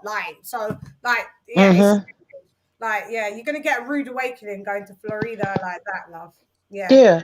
It's just ridiculous. Like what you're saying, actual facts. I think it's just a group of kids. Yeah, look, we was young. Listen, we was young before. We was young before. Yeah, but I didn't. We was young before. I wasn't disrespectful like that. Listen, they had a. No, we didn't have that stuff back then, but there was a thing called party line, right? Where you could call this number and you got to pay you got to pay for it. And then you talking to all these people at one time. It's crazy. You talking to your friends and talking to people out of the country and all this wild stuff. And we doing all that stuff, man. When my mother found out, man, she cursed me out so bad. Because y'all don't remember the party line? No. Oh, I remember that. Yeah, I remember that. Man. Her phone bill was so high. Oh, I know those types of things. Yeah. She cursed me out from A to Z. Because it charges you at those premium rates. Yeah. She cursed me out from A to Z. Yeah. I used to have that the box, the jukebox. Yeah. Oh, I remember the box. I used to run up my mum's fucking phone with that gate. I used to do the Brooklyn Radio. Yeah, so we were young, we get it, but this is a whole nother level. Ball game, and then you block them, right, and they've just got like 5 next accounts that just appear. You block 5 more, like just turn up. And that punch Smollett was in my comments like, why don't you come over to H Money's and get that smoke? I'm like, I go on that panel. I ain't going to H Money no more. No, sir. Don't No, thank you. No, thank you. No, sir. No. What happened with H Money? No, it just gets a little wild on there sometimes. It gets a little wild on there sometimes, you know. Everyone's wilding out over there. They got guests, and it's like it just turns into like. I mean, like the N word is said every 2 to 3 words. You know, you got swear words. Everybody's swearing. Just it's nuts, man. Nigga, if you come, you pussy. Well, my thing is this. I used to go over on H Money's panel a while back. We used to, didn't we? Everyone. No. I quit fucking with him. Let me tell you why. Because he was all over the nuts of the Lopez's because he was friends with the dad or whatever. Even though supposedly he was friends with Devin's dad first, and then he flipped to suck another dick, right? So the reason why I'm talking like this is this, and I'm still, and he apologized to me, so I should let it go. But it annoys me because I told him, like, I was in his chat and I was like, hey, man, I got Cambosis whooping his ass easily. He's like, oh, you don't fucking mean that. You're lying. You're a troll. You're just trying to get a click for a view. All this bullshit. You're like, bro, don't try to tell me I'm trying to, like, discredit myself just to get some views, whatever. I don't give a fuck if I get 1 view or 1 million views. None. Who cares? Yeah. It's just what you told us that You told us that Kambosos was going to win. We didn't troll. We didn't say, "Oh, you bullshit, Tony. You don't know nothing." All this kind of stuff. We didn't believe you, but we didn't throw shade your way. You're not sucking his dad's dick at the same time either, like he is. So, I mean, you know what I'm saying? I understand. Take up for your man. Take up for your man. Even if I was, I still respect your opinion. Yeah. Even if I was, I still respect your opinion, though. I wouldn't dish you or nothing like that. Bad, like, okay. I can't deal with it. Like, it's bad over it. Just stay away from where. I'm just too old, they're young. I'm just too old, and I just realized, they're too old because they're in their 30s. Well, I'm just speaking for myself. Yeah. I can't speak for them, but I know me. I'm too old for this. Yeah. It's over there. Jerry. Take care of yourself and each other. Yeah, over there. That shit is so staged, bro. That show is so staged. I don't give a shit. Yo, YouTube is staged. Like all these people talk all this shit, but they would never do anything in person. Never, not one person. No. And when you think about it, guys, I think we do this more for the love of boxing, but the camaraderie with each other. And you know why I say that? Because it ain't enough going on in boxing to be doing lives all the time. It really isn't. I mean, because you get the news. Okay, you may get a report right from Boxing Scene or Boxing News 24 or whoever. I'm just saying, give it. And that's not really confirmed. It's just stuff talks. It's just doing what I do. Yeah, like the Jermell Charlo and the Canelo story. Right. Come on. Then you had people talking about that. It's like TMZ almost. The boxing journalism. I'm going to tell you something. I'm going to tell you when sports journalism was really good was when it was the newspapers years ago. The boxing journalism back then was way different. Old media. Yeah, the old media was better. I'm not saying they were perfect, but grammar was perfect. It wasn't like this. Yeah, the grammar is horrible when you read these articles.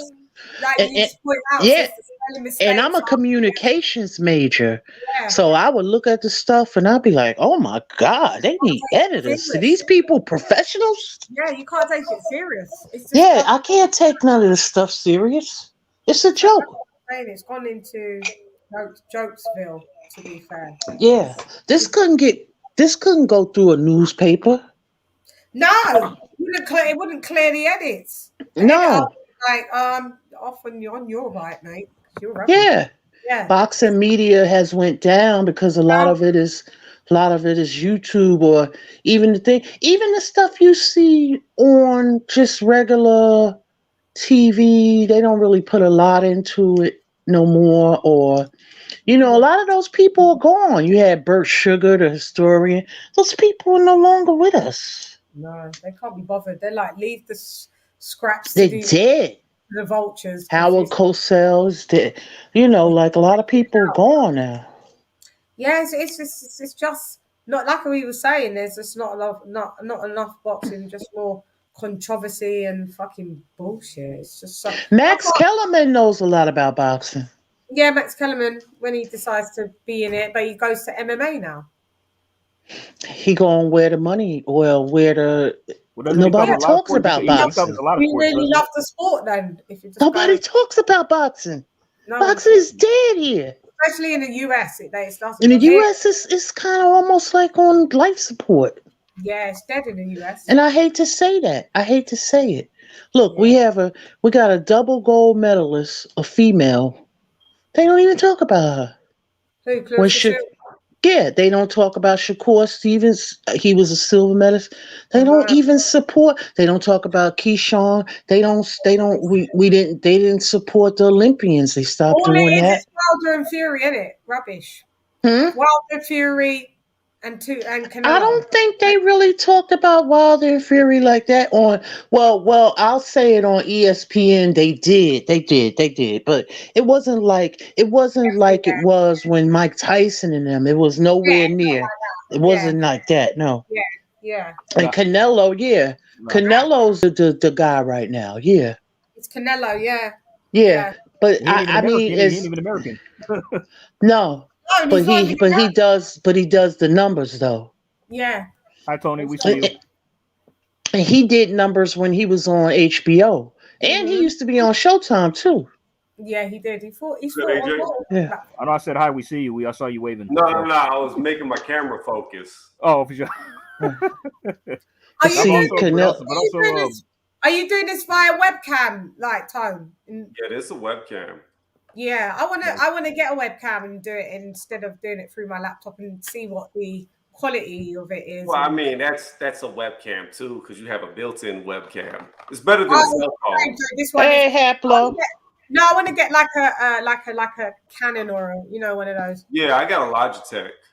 Yeah. Do you notice it? I want to get one of them. But also, Tony, to back up what you've been saying. Hang on, can I just say, guys? I'm sorry, AJ. I'm gonna be getting this piece of equipment so we can take some nice live calls on the show when we're all on hanging out on the panel. Wouldn't that be fun with Tony, me, you guys? Yeah. Tony will shred people on fucking calls. So I'm gonna tell you though, there's one person that you can't have on when I'm on, or else. Yeah, tell me what happens. You go ahead and tell her, AJ. But you have to remember. You have to remember we're live. If you want to do, we can hang out. No. That's somebody you like a lot. Yeah. Zero. I was shocked by this. Wait, AJ. But listen, what I'm saying is, I'd maybe not want to do this where everyone can play this back and see this bit then.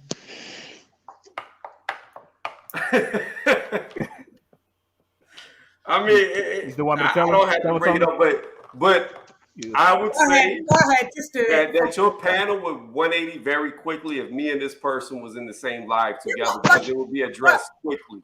But that's what. Oh no, and it was it was Happy New Year's one. It was tidings of comfort and joy. Happy New. Oh, tell me then, who was it?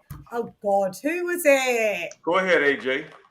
It was Kurt from Counterpunch. Are you fucking serious? That is my guy. Because he's a fucking fraud. Oh, I can't do this public. Why have you done this? Look, we can leave it there, but the dude's a fraud. We're going to have to go with, but I want to hear, but we're going to have to be in we'll do it in background. That's fine. Because it's like, if Actual was still here, he could tell you. Because he could verify exactly everything I'm saying is true. Yeah, I know. Yeah. He could verify it. Receipt, verify. Yes. Like that. I'm not making this shit up. No, I never ever think that you're gonna make anything. No. Like, I have no problems with any channels. I would never say anything, but that dude's a fucking fraud. You be on some bullshit. Oh God. Maybe that's how God made it while you weren't on the panel, but that was no. No, but listen. But check this out. So I went there. No, listen. When I got home, I went there. I saw him on your panel, and I was like, I'm not going to type nothing. So usually you would have just came, even though I forgot to send, you would have just came through, and then like someone else came through and said like, "Oh, Chan, it didn't send me the link," and then I was like, "Oh, here it is." So no. I didn't want to put you in. I didn't want to put your panel on that. I didn't want to do that to your platform to put you in a bad situation. So I just removed myself. Would it have gone that pear shaped like that? Oh God. It would have been bottom up. Oh God. Hang on. How can we do this where we? Oh shit. I would have to end the live and then we could still talk. Yeah, let's end the live and let's just chop it up because yes, Hap, are you coming in? Maybe Hap wants to come in. Wait, get Hap on here. Hap, you want to join? Bring your ass on up here. I need to just know what the contention is for moving forward, so I don't put everybody on that. Real quick though, funny story back up what Tony was saying. Right quick about these trolls. I told you this before, Chan. Like there was a years back, there was a boxer. I think he was a former footballer turned boxer. Yeah. And he had just lost the fight or his some kind of championship. So some random guy starts trolling him on Twitter about his loss, and this really pissed off the boxers. So he put out like a bounty. He said like, I'll give $5,000 to anybody who knows who this guy is and where I can find him. So somebody took the bait and he found out he went and found this guy. and and fucked him up. No, nothing happened. They actually appeared on the news, like addressing what happened. Then like the dude was just saying like, "Oh, I'm really sorry. I didn't mean to bother you like that, this and that." So, and I'm like, and I'm laughing. Those are only people that just want your attention. Yeah. Right, end the live then, Tone, and let's just get this thing. All right, I'll end the broadcast.